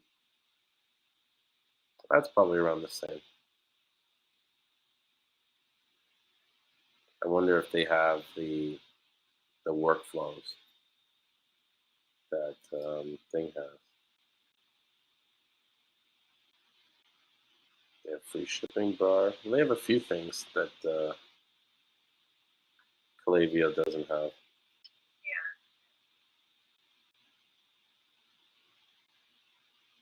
I'll have to spend some more time and check them out. But yeah, I am a little biased to Klaviyo, and I mean I shouldn't be because it's the only product that I've tried. So it's not like I've tried other ones to know much of a difference. I just know, like, from using Klaviyo, it pretty much has everything. Like, there's nothing on it that I would be like, oh, I wish it had this, or I wish it could do that. It fucking does more than I expected to. And so, and it's pretty easy to learn and set up. And I think I don't even use it as much as I should be using it. Like, I should be sending out promo discounts every other week, or some kind of email with information or something to keep, clients engaged, because they forget about you quick, Right. And if you're not there to kind of remind them that you exist, it's like they then realize that they don't have a relationship with you, and so there's no need to be loyal to you, and so they can talk to anybody they want. Right, which is fine, but as a business, you spent money to get that person. It only makes sense that you keep a relationship with them so that you can continue selling them. Like, don't give them a reason to go to someone else.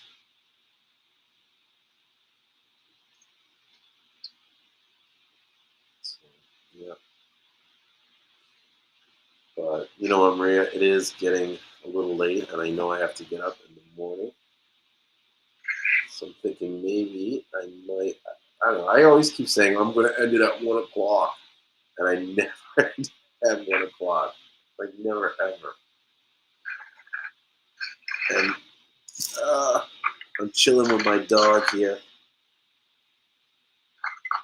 You see old Mason. This dog is spoiled. Like, look at him. I always like laugh. Like if this guy ever came to like St. Lucia, like, you know. I don't even think like in St. Lucia, most dogs aren't even allowed in the house, let alone on the couch laying on their owner like this. Oh yeah, that's so cool. Yeah. But you're such a baby. In his beaver canoe sweater. Oh. Yeah. He's a big, bulky, husky guy. That's my Mason. It's a he. Real. Yeah, she looks sweet. I'm like, it's a he. It's Mason. He's got his own. He actually, I think he's got more followers on his Instagram than I do.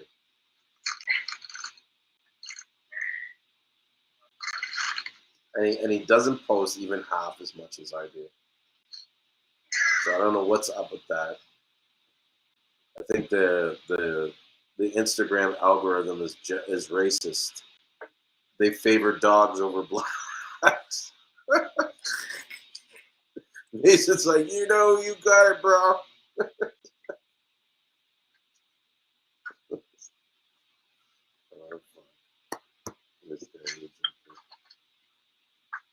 So yeah, I think I'm gonna end it as much as I don't want to. I love like chilling and talking about Seamoss. I could do it all night, but it's just the back of my mind. I keep thinking about all the orders I got to do tomorrow morning and how I need to get up early and not be tired. Because if I'm too tired, I might sleep in and I fucking ruin the day. Yeah, exactly. Yeah. So, hopefully I'll see you next Wednesday. If not, you know what I mean? Feel free to give me a call anytime. Especially if you have any questions about business or any ideas you want to run by me or something. Let me know.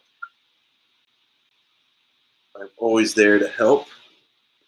And yes, thank you, Rio. Thank you for the 3 people that like pretty much stayed all night watching. I'm sure one of them was you, Maria, right? So then there was like 2 other people. But that's what's crazy. Like 7,000 people in a group and less than 10 show up to talk about Seamoss. Okay. I think it's either, well, okay. They might not even, you know how whenever you see all these, like, what do you call it? But anyway,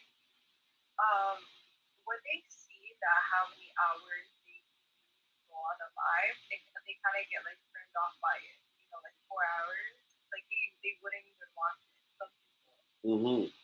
That's why like they may not watch most of your lives. So then they're probably gonna be like, okay, I don't know if I can come. Mm-hmm. That kind of like and maybe the time difference.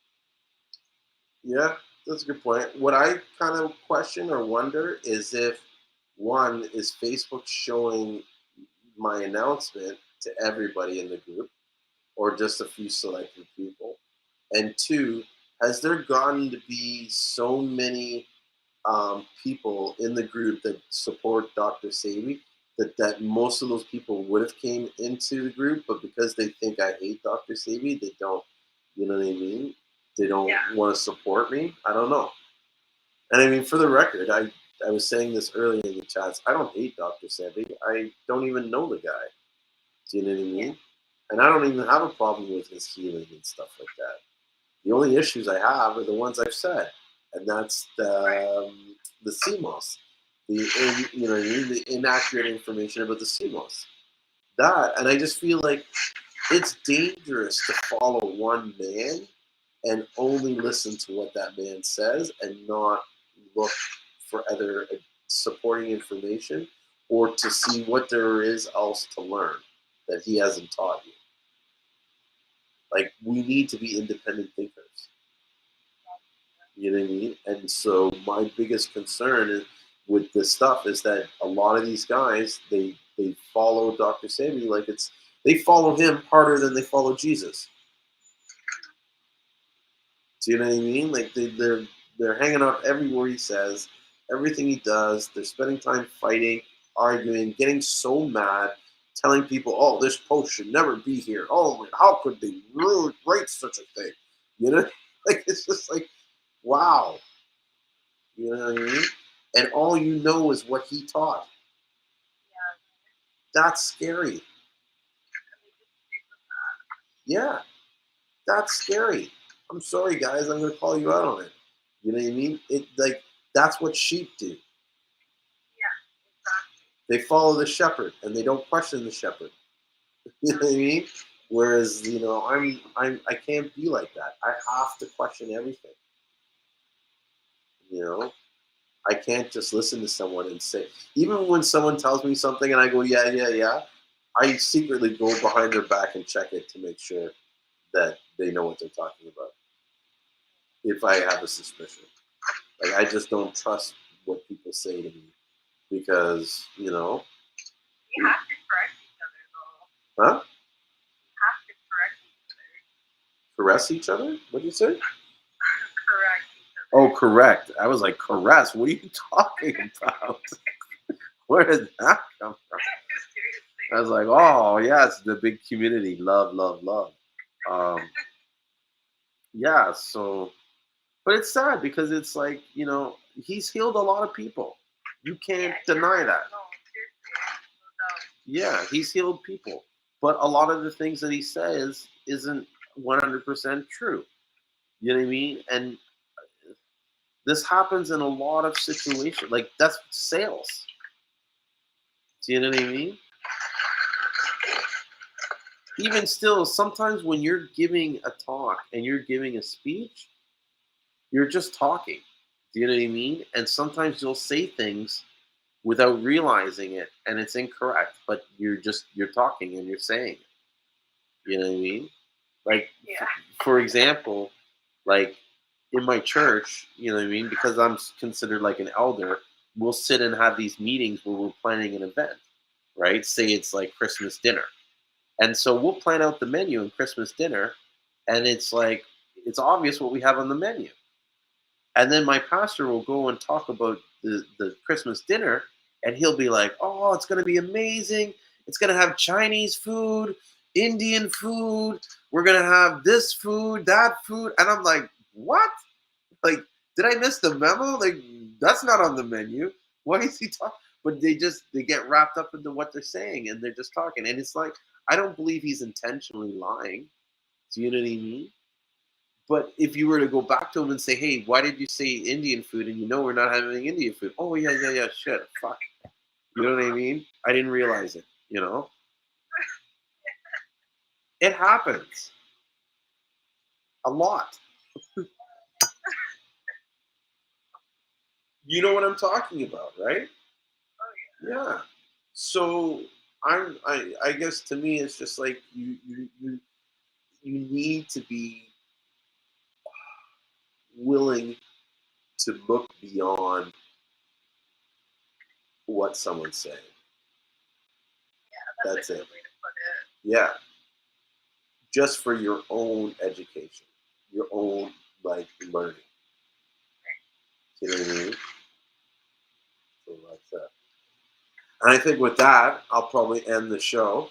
And just to remind everybody, I don't hate to, but I'll say this, before I go, the main reason why I post those articles and I say these things and I come and I do it is because that's the number one thing that engages people in this group and gets people talking.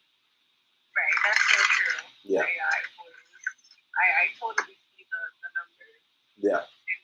Yeah. Everybody engages, everybody talks, and I get to see who's active in the group. Like sometimes these people just expose themselves on some of these accounts, and I'm like, whoa, that person's in the group. I didn't know that person was in the group. You know what I mean? Because I can't look at the membership list. 7,000 people. It can take forever for me to look at each individual. But you know, I'll pull you out on a comment. You know. So okay, for real now. I've been trying to get, you know, saying I'm leaving, and I'm like a hypocrite now because I'm not keeping my word. Okay. All right. Thanks so much, Maria, for sticking by me. And thank you for those that joined in. And hopefully I'll see you guys next Wednesday. And if you can, you know, if you want to, I don't know how to put it. Basically, I'm offering coaching calls or some kind of mentorship calls. They're being scheduled for. Rio's like 2 hours later. I'm still talking. So yeah, just to finish off, there's a Calendly link that I have. I put it up in this chat room, but you can schedule a half an hour call with me on which we can almost discuss anything Seamoss. Mainly, most people have been calling me about how to grow and scale their business. And there's no cost for this call. There's no obligation. You do not have to buy Seamoss for me. You can be you can be like, I've spoken to people that are also exporters and distributors, and so you know what I mean. I guess what I'm trying to say is, don't feel, even if you think you're a competitor, call me. Like I'm not going to hold that kind of bias or whatever. I'm here to help everybody, no matter what. Anybody that needs help, I'm willing to help them.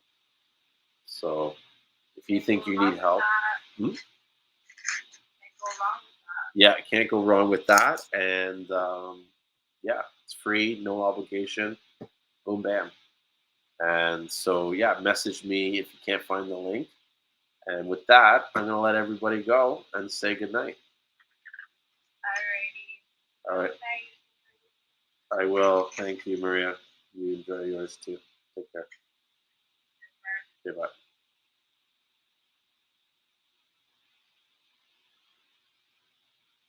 Hey, you still there? Yeah. Hey, just before you go, you remember I told you the story about how the guy said, were you there when I was talking about the guy said that the Seamoss was underweight? No. Okay, so like earlier in the show, you can go back to it. There's a part that I'm just laughing in my head because I hear the Bob 2 hours later. So at one point we were discussing where I was like, this guy writes to me and says that it's 6 pounds under. And I was like, hell no, there's no way it could be 6 pounds over. Like, it would be 6 pounds over before it'd be 6 pounds under. And so as I was signing off, I went on to check my Instagram, and he wrote, I want to apologize to you. I just opened my other box and weighed it out. The second bag of the super dried moss was underneath the regular gold moss. So he found the missing 6 pounds that he thought he didn't have. So. Well, I respect him so much for like coming on to apologize. That's true, because a lot of times if I sat there and said, "Oh, I'm going to send you more Seamoss, don't worry," they might just, okay. But that's why I always tell them, weigh it out. Let me see you weigh it, because more times than not, I see them weighing it, and I'm like, you're not weighing it right. Lift the bag up, put this on this, weigh it properly, and then when they weigh it properly, they're like, "Oh, okay, I'm sorry." Because guaranteed, I'm always heavy-handed on the scale, just so that I don't have to worry about it. Like, I don't have to worry about it, like dehydrating more on its way there or anything like that. So I just wanted to end the show feeling vindicated, because now, you know what I mean? He apologized. He made a mistake, not me. So I'm happy for that. better they make the mistake than I make the mistake. And yeah. And so with that, I'm really going now. Okay? Okay, bye. Take care. All right, guys. Thanks again for watching, and I'll see you guys on Wednesday. Don't forget to take your Seamoss. All right.